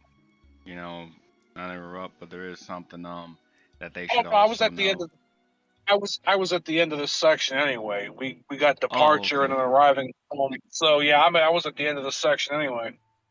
Oh, okay. My bad. I mean, I'll let you. Oh no, interrupt dude, everything shit. on It's taken a little bit longer than I thought it was, but we really are kind of laying it down here. So yeah, you always got to worry about botulism and all that shit. And so I put here the last bit for this section is always thoroughly cook your food items, meat especially, but especially home canned items. Like, I mean, if you really know what you're doing with the cooked can shit, mason jars and everything, you ain't gonna have too much to worry about. But being that it would be like a home operation, you want to take just a tad more extra precaution. And botulism isn't. So make sure anything really out of a can at all, just make sure you heat up to serving temperature, like a 160, 180. which is something quite pretty important. Not to interrupt, but there is something that they Oh, should no, I was also at the end know. of I was at the end of this section anyway. We got Oh, departure and okay. then arriving home. So yeah, I was at the end of this section anyway. Oh, okay. My bad. I mean, I'll let you. Oh no, interrupt dude, everything shit. on It's taken a little bit longer than I thought it was, but we really are kind of laying it down here. So I think this is good. I mean, it's a little longer than we expected, folks. We're gonna try to like hit around an hour in the future. If not, it's all in good fun. That's what shooting the shit is. There's something I wanted to add on to this. It's good to have a microwave, but try to kind of wean yourself off that a little bit. Use your oven, use your stove, because when you use the microwave, depending on what you're cooking, it changes the whole taste and flavor on. You can actually cook the damn nutrients out of them damn things to the point where you might as well have gotten something unhealthy at that point. It already has salt in it. So please do not be one of those people that takes day-old soup and put it in the damn microwave. Just put it in the pot on the stove and just reheat it. It takes a lot less time if you have an efficient stove. It doesn't Taking a little bit longer than I thought it was, but we really are kind of, laying it down here. So, Just and it also that kind of stuff. it also reinforces the lack of effort, the instant gratification. It always also reinforces that too. Well, let's just put it in a bowl and hit a button and come back in 3 minutes, and no, don't have to do nothing. Yeah, it reinforces the laziness. I'm really happy that when the world went quiet, there's some stuff that happened. I picked up cooking again. That was the thing that kind of encouraged me to cook more because it was a little hard to get stuff, and so I worked in a pretty decent habit of cooking. I'm kind of proud of myself. I'm not trying to pat myself on the back or anything, folks, but I'm kind of proud of myself a little bit in that regard. Learned how to cook a few things I had on my bucket list. Yeah. I bought a couple of cookbooks. At this truck stop in what the fuck was I think it was that one in Iowa somewhere or another. Yeah, it was that quote world's largest truck stop there in it's fucking Iowa. It was Iowa 80. Damn it, what the hell's the name of that town now? I'll think of it here in a minute. I always end up forgetting half the names of these towns. But they had some like Amish kind of Dutch whatever cookbooks and shit.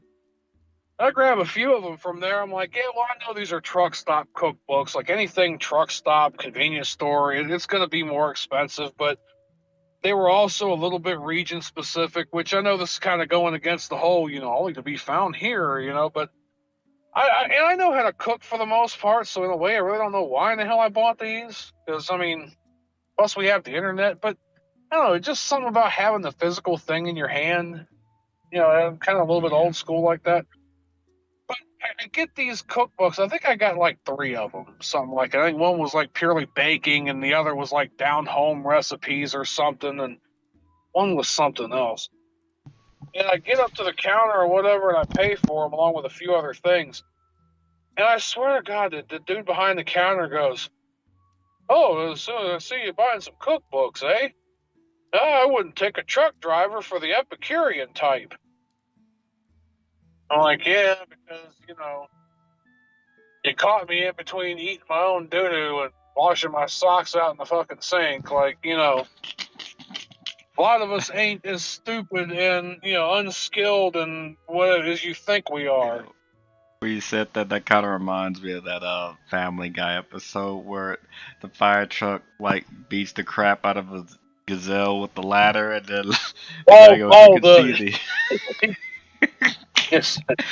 The other fire trucks will have to wait their turn. Yeah, the other ambulances will have to wait their turn.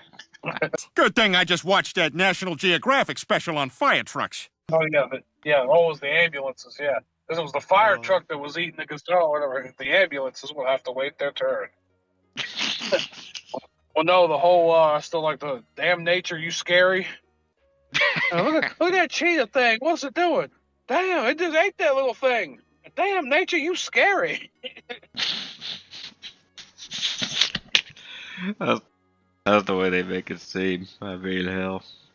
I laugh about it. I didn't take a truck driver to be the Epicurean type. Like, I didn't think you knew the word Epicurean. Like, you over here raising up shit in a truck stop. I didn't know you knew the word Epicurean. I think a lot of people be waiting for their I long had this theory when I was younger. I used to just kind of watch people. I think people be waiting for their golden moment to just lay down a word like a typical Yu-Gi-Oh fashion. You've activated my trap card, Epicurean. They just slam it down on the table. Just waiting for that moment. Really? Well, when I first went to this company from the other company, and I was calling around different places to, see who would take me and this and that, I was talking to this one woman, this one recruiter, and I asked her, I said, "Now, do you pay by the mile, or do you pay, and I said this word for word, what is colloquially known as Rand McNally miles, which Rand McNally miles is basically as the crow flies, basically from the edge of one zip code straight line to the other.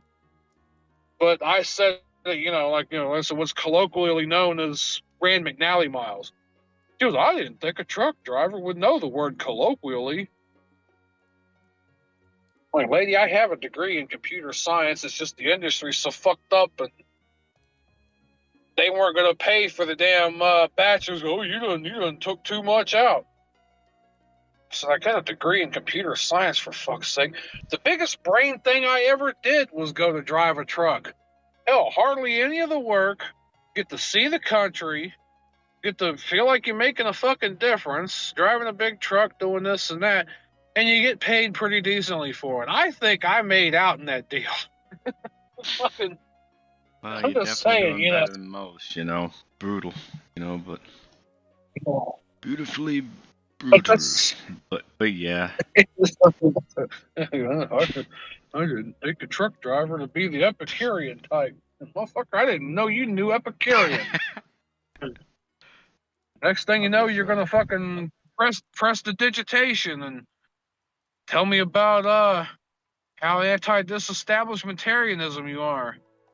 I mean, let's just whip these fucking words out. Like, I don't know. I mean, this is like dude, pandemonium I thought. for.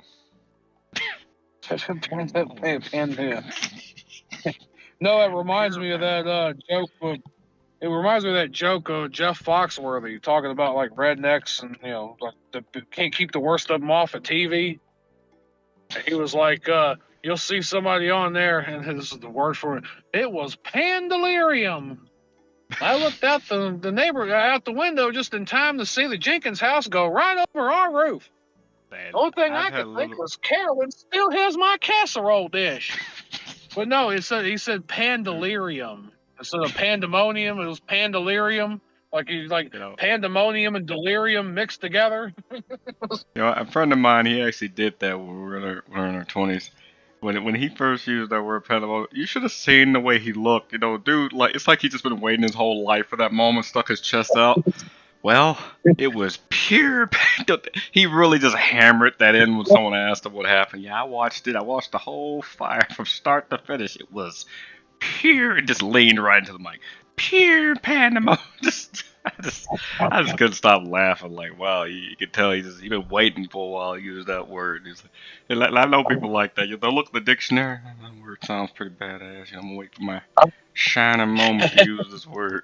See how well it goes. I mean, was he rubbing his nipples and rolling his eyes too at the same time? Oh, here it comes. Oh, yes. I don't. I mean, hell. Some people get like that though. They just get real giddy behind it. I mean, I'm happy when I learn new stuff too. But damn, people do stuff like that. They assume that what you do is who you are, and that's kind of. Yeah. It's sad that we entered this weird time period because it used to not always be that way. People had an individuality. People had a personality. But people assume that because they don't have a personality, that means obviously you don't have one. It's that group thing crap, that people need to let go, if anything. But they get off on it. Sometimes you just have to let a fool be a fool in that regards, and that's what I do. I think there was a screen cap or whatever. I guess it was one of these dating sites or something where they were having a conversation, and the woman, the dude goes, "Well, what do you do for work or whatever?" "Oh, well, I got this, that, or whatever. I'm on disability." She goes, "What do you do for work?" He goes, "I'm a truck driver." She goes, "Ooh, yikes." He goes, "Coming from the one who literally is at home with no job on disability." Yeah. I'm like, fuck. People always throw what they can't catch. Most people I know that don't do anything, they're real low key and quiet about it. I mean, it's just. But you got people bragging about what they don't do. It's pretty crazy. I mean, when we were growing up, that was the kind of thing that you'd be ashamed to admit almost anybody. Guy grew, just nobody would go around doing that. But I guess things changed in that regard. So, I mean, that's something. It's weird, but I don't feel like caveman in this video. It kind of reminds me of that movie with Bill Burr, Old Dads. I'm not even gonna lie. How sometimes I have my moments. I just feel like I don't even connect with any of this just at all. But I didn't even really connect with a lot of people my own age back when I was growing up and going to high school. I mean, I can somewhat kind of connect now because the divide between me and the fucking youngest generation is so wide. And I don't get me wrong, I've tried my best as far as certain things. Like there's a lot of things in internet culture, memes, different stuff like that I do see, I do get, I do understand. But unless I'm like talking in memes with some kid in real life, I really have no connection with them. I mean, I know how silly that I thought the adults were back when I was in the 90s or whatever, somebody talking about, when they lived in the 70s and 60s. Well, back in my day, and now I'm giving people the same fucking speech. And it's like, to me, that shit only seemed like, a couple years ago. it was like yesterday Like, almost. I mean, where did drone that in. where did that shit go? It Kind of shit that funny how made so much sense to me. time just catches up to you. It feels like yesterday. I mean, like some of the same stuff that was droned into me about, clean yourself, eat right, like all that stuff, wash your hand. Like it got droned into us so much that it's just second nature. And some people don't have that. And yeah, we kind of hated it, but Well, it served a purpose at the very least. Early It wasn't ill early intention. on, it seemed like it was so droned and pushed that I kind of didn't want to listen or didn't want to kind of participate. And then now, like, I'm kind of back the other way, going, well, shit, they weren't wrong. Like, now I actually I'm trying to take a lot better care of myself and my house and everything and my surroundings now than I did 10, 15, 20 years ago. Like, I mean, have you seen my apartment? You've seen my apartment fucking 20 some years ago. I mean, that shit was a fucking shithole. I did not keep it clean like I should have. It was, I mean, it wasn't necessarily border level filthy, but it was definitely not clean. And as I've gotten there's a older, I'm reason why like, yeah, they weren't wrong about that. Like, I think there's a reason why we picked up those skills a little later in life. We got tired of people droning them to us. And I think what changed, and maybe it could have been different for you, but what changed and made me redecorate the house and like start, taking certain actions and changes is because like I started to value my peace of mind. A clean house or a healthy household, notes healthy mind. I mean, you have to not just take the food you eat and take care of your body, you gotta take care of your mind too. I mean, some people go down the spiritual path with it, but it all flows in one direction when it comes in that. And I like having a well organized house, even when I'm disorganized. I mean, I know where everything is still. It's just being able to. It's that peace of mind. You have to get into the people watching this. You have to get in good habits when you're younger. I mean, you can pick them up later, but it's better to get them in there when you're as young as possible because they'll stay with you and you won't have to try to learn or relearn what you should have learned. well, I'll tell you what's hard too. And I think this was probably for me why shit went one way and now I'm kind of on my own coming back to where I kind of should have been is because I know for me specifically, there were a lot of people, my parent, my mom, didn't really know my dad till later on, but what I mean? My mom, my grandparents, most of the adults around me would say one thing out the side of their mouth and then do the ass opposite. And it's like, okay, what's coming out of your mouth sounds good, but it's not lining up with what you're doing. So why should I really give a damn what you're saying? And it took me till later on to try to get to that point where, yeah, there is a such thing as hypocrisy and there is a such thing as, people just acting an ass, and I can't just neglect myself or my surroundings or anything like that because these people don't practice what they preach. Like, I actually have to do this for me and be the change and be the example for myself. I can't just throw everything out wholesale because these people are hypocrites. Like, let them deal with that. Let them be hypocritical.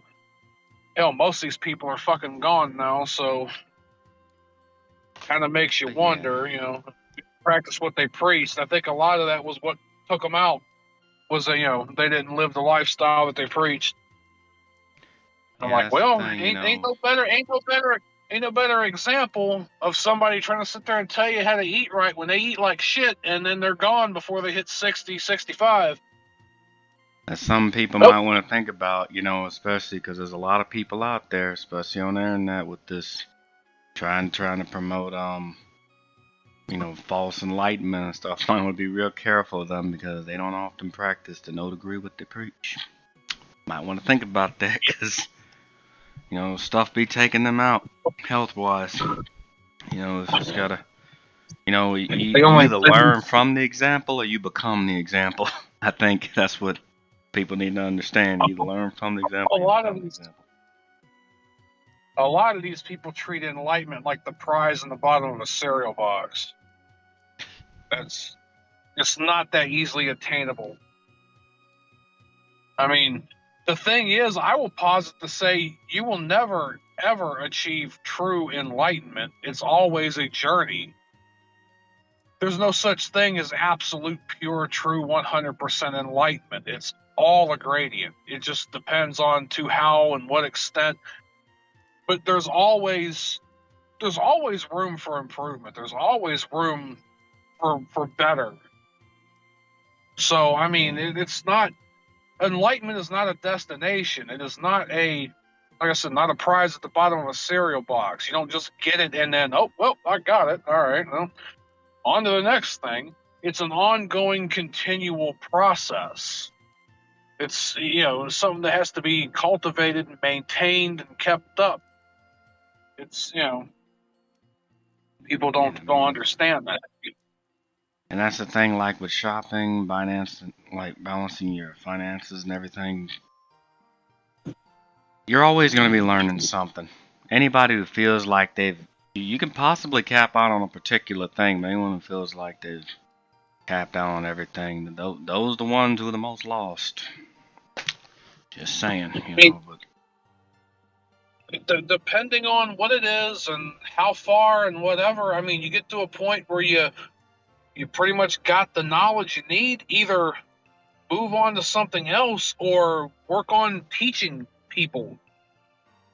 Because, I mean, hell, learning something is a whole lot different than it is turning that back around and trying to teach somebody else. You have a lot you have to learn in just teaching something to somebody. And that it always translates, it doesn't always translate going out the other way, and that certain people learn certain ways, and for some people certain methods just don't work. So I mean, yeah, you can either move on to something else or begin to teach. And the thing is, you get to a point, teaching somebody something, it won't even necessarily be the material itself. It'll be, you'll learn something from the other person that wasn't even quite related to the thing that you're teaching. And sometimes you can learn from the person you're teaching. There've been times I've taught people stuff and they indirectly taught me something. I leave learning something after showing somebody, oh damn, I didn't know you could do that.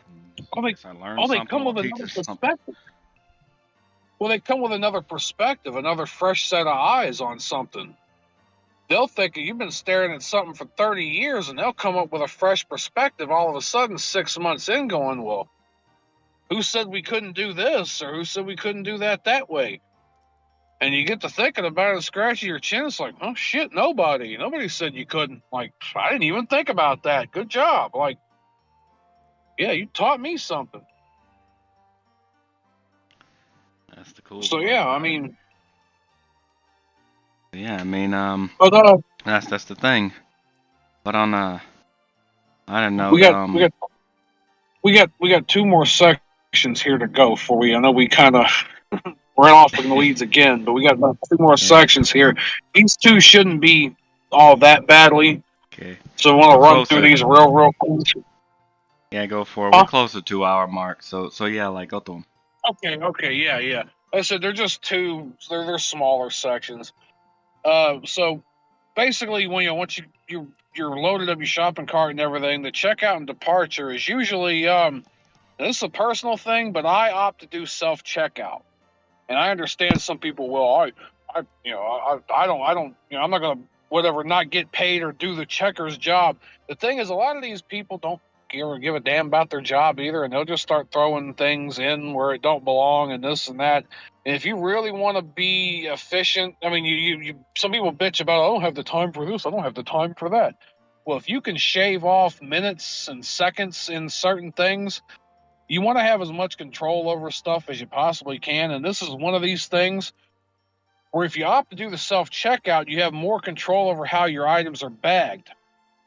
You know your own house and like where your pantry is and what's in that and what's in your refrigerator. And then there's a whole different, if you start grouping your items in where they're going to go and how they're going to be put, it's a lot easier to start putting this stuff away when you get home. So, like I said, the cashiers will still bag and put your items and everything, but not all of them will do like you ask. And even if they do, they may give you an attitude for it. Oh, well, don't put whatever in with my loaf of bread. You'll squish my bread. Oh, well, okay, whatever. So you don't want to, if you want it done right, sometimes you got to do it yourself. So, like I said, with the whole group and everything, keep pantry items with pantry items, cold items with cold items, frozen with frozen. Be sure to bag separately non-food items, especially like cleaners and chemicals.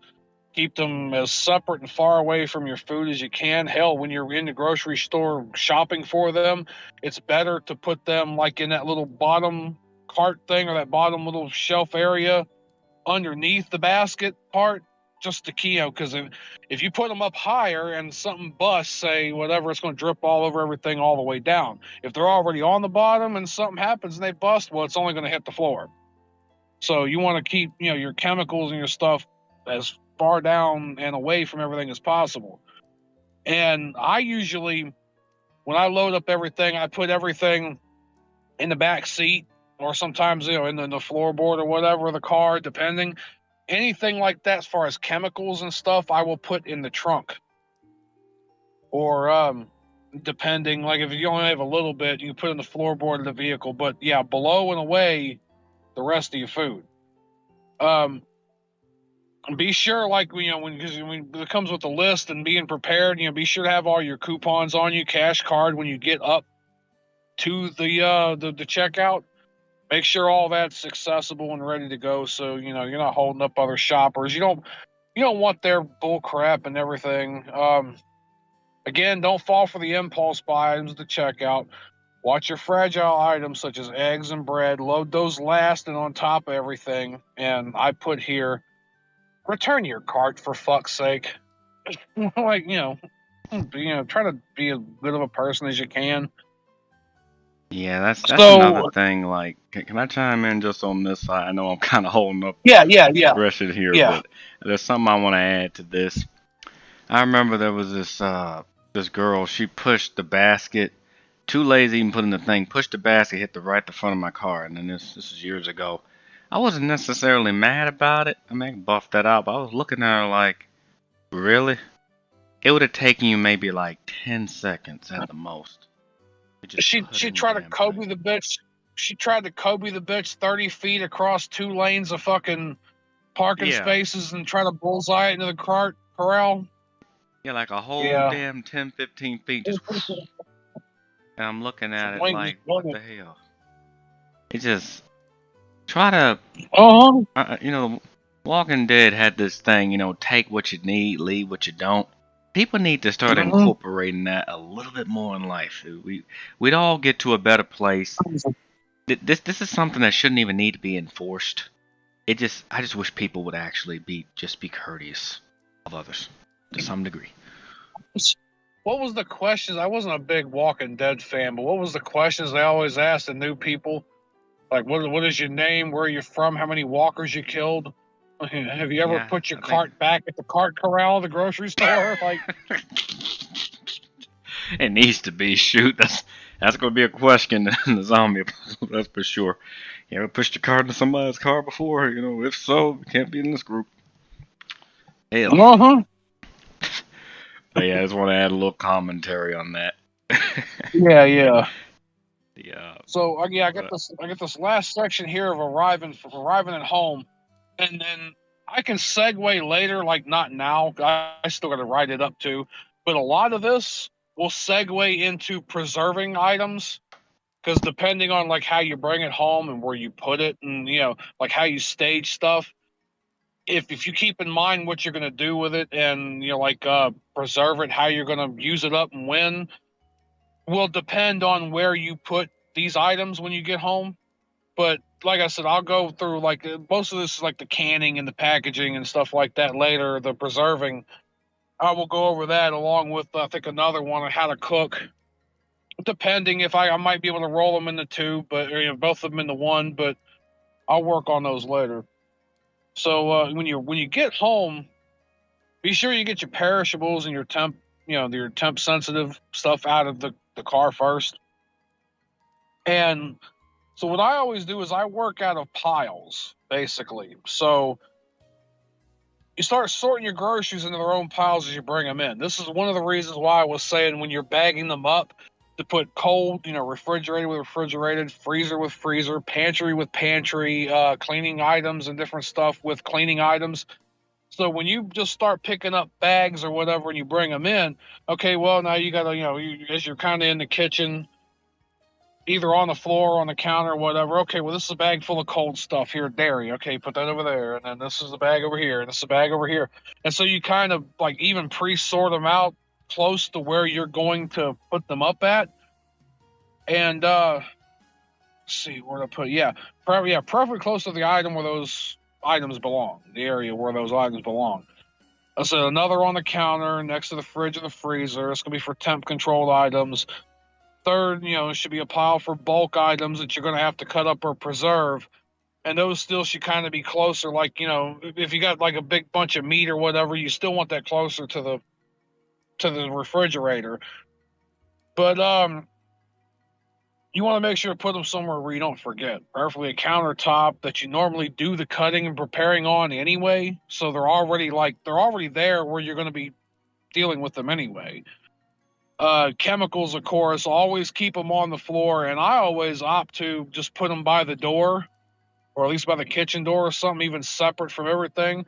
As long as they're still in their bags and on the floor, put all your food away, all the handling of everything else, whether it be, your freezer, handle all the food first, then start handling the cleaning, whatever items. Because, unless if you handle your cleaning stuff first, make sure you wash your hands before you go sticking with the food again. But it's better practice if you put all the food away and then handle the cleaning supplies, then clean your hands up.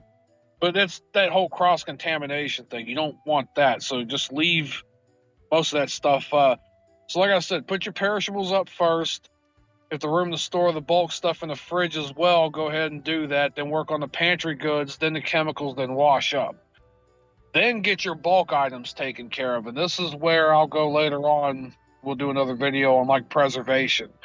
Because there's preservation techniques such as like packing. You can pack. I've seen them people like because they're gonna use them kind of as they go, like here soon-ish. I've seen people put layers of like wax paper in bigger like Tupperware containers and just take them out the packaging, that they came in, and put a layer like chicken breasts or do a layer of hamburgers or whatever, and then put wax paper in another layer, and then eventually over the month they just open this container up, pull a couple out, close the container. I mean, if you're gonna eat them like that, if you're gonna pretty much kind of eat them within about a month or so, you can get away with that. But if you're going to keep them long term, you need to do stuff like vacuum sealing, or as I said, the poor man's vacuum sealing with the sink full of water and the Ziploc bags, or multiple layers of different materials, such as like you always, if you're going to do the plastic wrap and the aluminum foil, always put the plastic wrap on first. Because the aluminum foil is a bitch to try to peel off of stuff once it's frozen, and you end up starts tearing and sharding up, and you don't want to eat fucking aluminum foil in your fucking hamburger. So always do the plastic wrap first, then wrap the outside with the aluminum foil. That way the aluminum is not sticking to the meat. But then, like I said, canning, freeze drying, and I mean, this is like way off and then the old times, smoking and salt curing. So, you can do a lot of that too, but each one of them down the line gets more and more expensive, more and more of a barrier to entry, more and more of a skill level to do. And I can go over some of these, even though we really don't do like smoking and salt curing much anymore.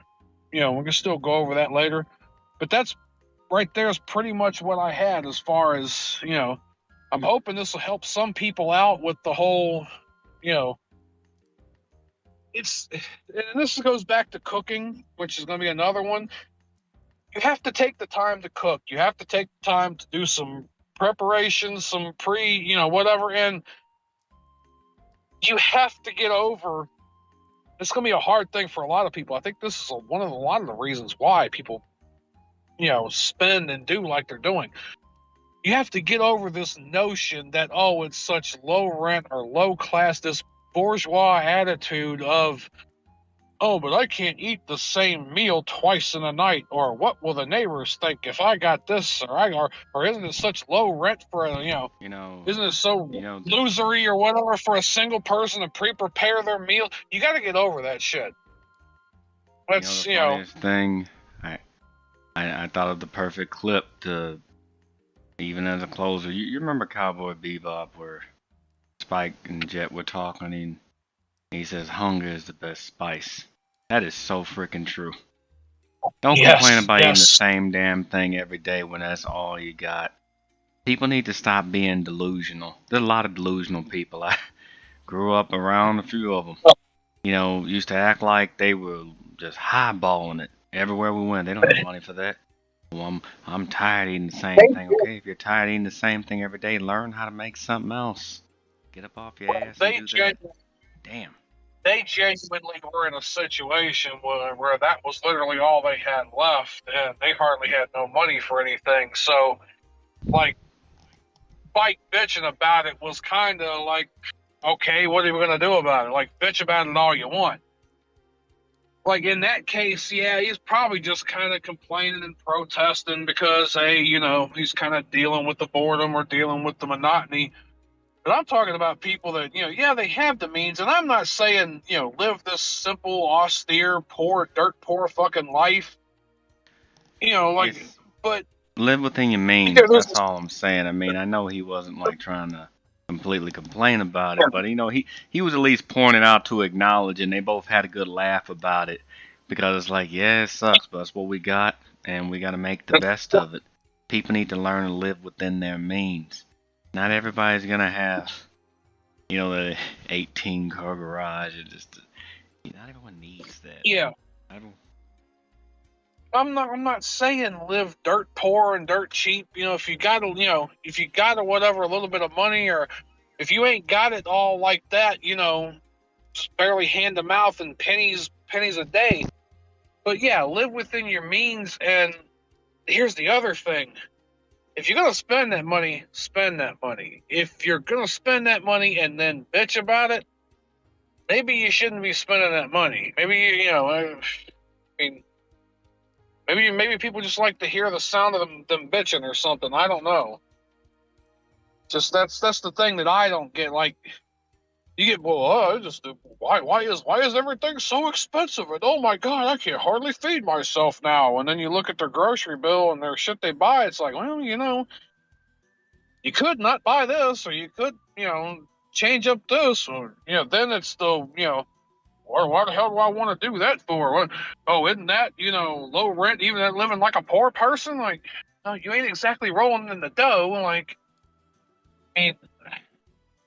But see, nobody was really taught how to cook either here, especially here lately. Like, when apparently cooking has been relegated to a gender role. Like, when the fuck did that ever happen? So nobody wants to cook no more. So, like, there's ways you can eat cheap and good if you know how to use spices and you know how to make stuff. And, I mean, dude, I'll tell you, especially this time of year, there ain't nothing better than a cheap ass like hamburger soup or a cheap ass soup with some nice like yeast bread and some butter on, or some biscuits. Damn. You know how to to put the seasoning in that. You know how to cook that up and everything, dude. That's the best damn dinner is a bowl of soup and some bread. Maybe I just come from a different time and place, though. Like. Yeah, I mean, things just different back then. I mean, I hear people talk about, traditionalism all the time, and they have an idea of it. They don't really live it. They have an idea. They try to live an idea. And some of us who grew up in families that were like that, we saw the good, we saw the bad. I'm not saying it was a utopia, folks, but that it had some type of order to it at the very least, and you could potentially, break the chain, strike out on your own. It wasn't like it was a cement wall in front of you. Anybody saying that was a cement wall, they're lying. They're lying big time on that one. Maybe they hold some resentment or something behind it, sure, but it wasn't like a person couldn't go off and just do something else.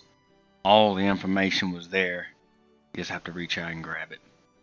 Don't complain about, lack thereof, especially now. Back then you kind of had an excuse. Now there is no excuse. With all the information we have in days, it becomes rather ridiculous at some point. We all have a device in our pockets that hold almost the entirety of the world's knowledge. Like they ain't no excuse anymore. There really isn't. Yeah. I mean, hell, even 30, 40, 50 years ago, in a way, really wasn't even an excuse either. Because if you had a library card to get down to the library, or you had people around, like, you could still ask questions. You could still, hell, if you went, especially if you were young enough and everything to be able to go to school, high school or elementary. Even the schools had their own school library. Like, granted, you wouldn't be able to learn everything to the extent like we got it now, but you probably would have been in a good direction at least. You would have been totally ignorant. That's for damn sure. But yeah, today, there's no excuse. Everybody's glued to these damn cell phones, these mobile devices, and you would think some of that knowledge would rub off on people. Say all roads to hell are paved with good intentions. On the surface level, the road to hell is paved with good intentions. Yep. Yeah. Ain't that the truth? But yeah. Yes, anything left to add? We went through the list and we're nearing at the 220 mark. It took a lot on too. I thought we were gonna. Well, I thought even if I just ran down the list like that, it probably still would have been a little bit. But we get off on tangents or whatever. I still think this was good though. Yeah, we thoroughly knocked it out. I don't even have, I'm just gonna upload the whole thing. We thoroughly knocked it out. But we have enough stuff and example wise to use and everything. Thinking of a good closing. I'll find one. If not the Cowboy Bebop, I'll find something. But yeah, folks, he's more well traveled than me in terms of a lot of this stuff. And so yeah, you really did MVP this, and I think that was really cool. And I really hope that this video is able to help anyone out that's watching it, because this is just years of life experience, trial, error, and everything. And I hope that these lifetime videos that we're making, even if it just makes people chuckle a bit, we shoot the shit, we talk about life, stuff like that. And yeah, I think Bad the Breeze or Experience Lounge, or name, but yeah, Bad Breeze got a pretty good ring to it. I think Experience Lounge somebody might have taken. I'm not sure, but either or, there's not much I can really add to this. There's not really a lot I can add either. We pretty much thoroughly covered it. I'm just speaking from experience. Growing up from a hillbilly family in the mountains of Virginia, West Virginia, North Carolina. Grandpa was born in North Carolina, grandmother in West Virginia. We kind of most of us spent our lives in the mountains of Virginia, so I mean, they didn't really have a whole hell of a lot of money. My grandpa was a dairy farmer for hire by trade. I mean, he didn't have a fifth grade education, something like that. I mean, he knew how to tend farms and dairy farm and all that, but that's, I mean, that was all he knew how to do. And my grandma was a seamstress. That's all she knew how to do was run a sewing machine, really, and, you know, she worked in a dress factory for the longest time. He didn't have that much money. They was a big family, had to, you know, learn to do with what they had. I mean, hell, my grandma made all of, you know, my mom's and her sisters and brothers' clothes basically up to a certain age. Hell, they were telling me up to a certain age they were wearing burlap sack underwear. So, I mean, Got in mind the resourcefulness, you know, everything. and then, you know, growing up and everything, you know, my mom, me and my sister grew up on welfare. Like, you know, how my mom got to that position, I still don't agree with. You know, I still got a lot that I could say about that. But I will say when it come down to, you know, making sure that the bills were paid and making sure to shop right and to cook and everything and not run the neighborhood like that as far as eating and going out to eat and blowing and shit like that. No, she did do a real good job of grocery shopping and cooking at the house and, you know, everything like that. There was a lot of other things that she was doing that she shouldn't have been doing, but she did, you know, the house was pretty much clean for the most part. We had food, plenty of food, you know, didn't have to worry about none of that. So, I mean, I know what it's like to go without. Even growing up, you know, or, you know, being older and everything, being out on my own, some of the jobs I've had didn't hardly pay shit, and I had to do what I had to do to eat. There were times for months on end would be eating nothing but peanut butter sandwiches and, you know, frozen $1.50 burritos from the dollar store. Like I had, you know, I had to do what I had to do. And that's, you know, but as I grew up, I wanted to learn how to cook. I wanted to learn how to take care of myself. I wanted to learn how to do all these things because I don't know. There was just might be a part of me that was worried about how stable life was and how stable the people around me were. And I think it was something inside of me that wanted to know and learn all this stuff so that I could actually have and get a lot of this stuff done myself instead of rely on potentially unstable, untrustworthy, inconsistent people. So I'm going to work on something later on for cooking, big meals, meal preps, different things like that, different recipes, different real quick, easy, shortcut methods for different good foods, and then try to work in like preservation too. You know, That was definitely a good toast, and between me and you, we got a lot of recipes, stuff you won't find in the book, folks.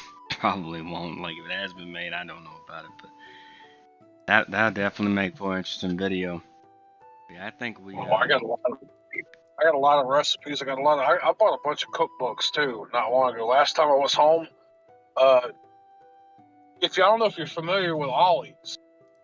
Ollie's has kind of popped up over the last couple of years. They basically sell off overstock and close out stuff, liquidation stuff, and they got a shitload of cookbooks and different things. There was even a couple of survival books and stuff like that too that I got. I think I walked out of there with 2 stacks full, most of them, you know, cookbooks. So, yeah, I mean, yeah, I could get online and look up all kinds of recipes too, but again, like, something about having the book in your hand, something about, you know, a little old school like that. Yeah, it's good to have those, you know, on a reference and everything. I still read a lot of books. I just like, you know, keeping mine in good condition. I'm kind of a stickler about it. I'll get the audiobook and the physical copy. I'm kind of a silly stickler about that, and then I just preserve the book and use it as a reference. It's the binding. I wish there was that the binding wouldn't get messed up when you open it too many times. I kind of hate that. Yeah. There needs to be a thing for that. I don't know. Maybe they make books out of better material. I don't know. I heard somebody say when it comes down to books like that, especially books you know you're going to use a lot, they usually end up buying 2 copies. They'll buy 2 copies. They'll keep the one copy like on the shelf for posterity or whatever, and they'll take the other copy and somehow, like with one of them like paper guillotines or whatever, cut the spine off. I mean, I'm talking about paper book, not paperback, not hard, not hardcover. Yeah. And then they will punch holes in them and have them spiral bound. Either spiral bound or put in like a loose leaf or a 3-ring binder or whatnot. But then that way, they're not bending up and tearing up the spine. Yeah, that's a lot better. I mean, something like that too. If you can get the ebook copy of, then print the book, on just printer paper and punch holes and put it in a 3-ring binder. I mean, hell, if you were so inclined to actually scan all the pages, I mean, that's a little bit of work, but that can be done. I gotta look into that. Definitely depends on the usage. The reason I would get hardcover for something I know I'm gonna rarely open, but I get paperback for something I know I'm gonna use daily. And then as for audiobooks, I just like listening to audiobooks when I exercise. So that's, it's like I'm reading the same book in 3 different ways. So that's what it takes me forever to read a book. I've read the audio version, the paperback version. It's hardcover. It's just a good point of reference. Yeah, you got your collector's item, your everyday usage, and then you got your convenience copy in the digital, audiobook. So it helps, you knock out all 3 things in one go. That's if you really like the book. Me, I like books. I'm pretty stickler about that. Pursuit of knowledge is a very important thing. But yeah. Well, I guess we done about knocked, we done knocked the bottom out of hell practically. we done knocked Oh yeah, we pretty much shelved it. We pretty much shelved this corn down to the cob. On this one, yeah. And I think I know the perfect closer. I know I mentioned Cowboy Bebop. I think I got a better one. Speaking of corn cobs, you can make corn cob wine. That I didn't know. Sometimes we gotta talk either about corn cob, yeah. Like You can make wine out of corn cobs. I think you can make jelly out of corn cobs if you boil it enough, strain enough. Something I know you can eat the corn cob somehow or another, on one way or the other. Get your use out of it. We have to get together at some point. Exchange corn secrets. Corn secrets. Yeah. That might go when I had to do a thing about survival. Some of the survival tips, or some of the. We'd have to go with something weird, like really weird off the woods. Like, everybody knows, how to build a fire and build from the ground up, and you're kindling and you're this. So let's do weird shit.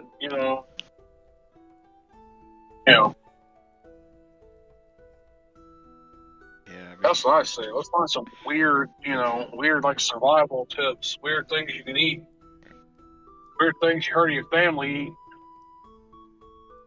I'm talking about some head cheese or something. I'm talking about some head cheese. Cooking corn with Mike, I'm gonna start laughing. I won't be able to keep a straight face throughout that whole experience. Corn.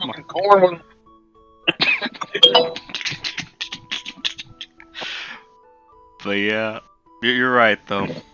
We gotta get together to talk about that. But I appreciate everyone that's stayed and watched us shoot the shit for a while or bat the breeze. I think I might end up calling it that. These episodes or something. It did run a little longer than I was hoping, but I mean, we nailed it pretty good. So I won't worry too much. It's not every day we talk about this particular topic. I mean, it was more it hell, I walk away learning something kind of new about this, especially the corn thing. So it's, there's an example right there. Talk about something, learn something new. I mean, learn something I never heard of before. So wine corn, I gotta get on that. But yeah. If anyone watching, as always, check out Mike's channel and the stuff that he does. And for me, obviously watching this, you know where to find me. And anything you want to add before we close out? I think that's it. We keep going. This will be another 10, 15 minutes. I think that was. We got it. We sufficiently we sufficiently run it through its paces. So yeah, appreciate you guys sticking with it and hearing me hear me ramble on. I appreciate having you here, man. And for those watching, always be mindful of how you shop, what you eat, and how you go about all that. So, without further ado, I leave you all with this clip. Take care, and peace. See? They say our tree may never grow back, but one day something will. Yes, these crackles are made of synthetic goose, and these giblets come from artificial squab, and even these apples look fake. But at least they've got stars on them. I guess my point is, we'll eat tonight, and we'll eat together, and even in this not particularly flattering light, you are without a doubt the 5.5 most wonderful wild animals I've ever met in my life. So let's raise our boxes to our survival.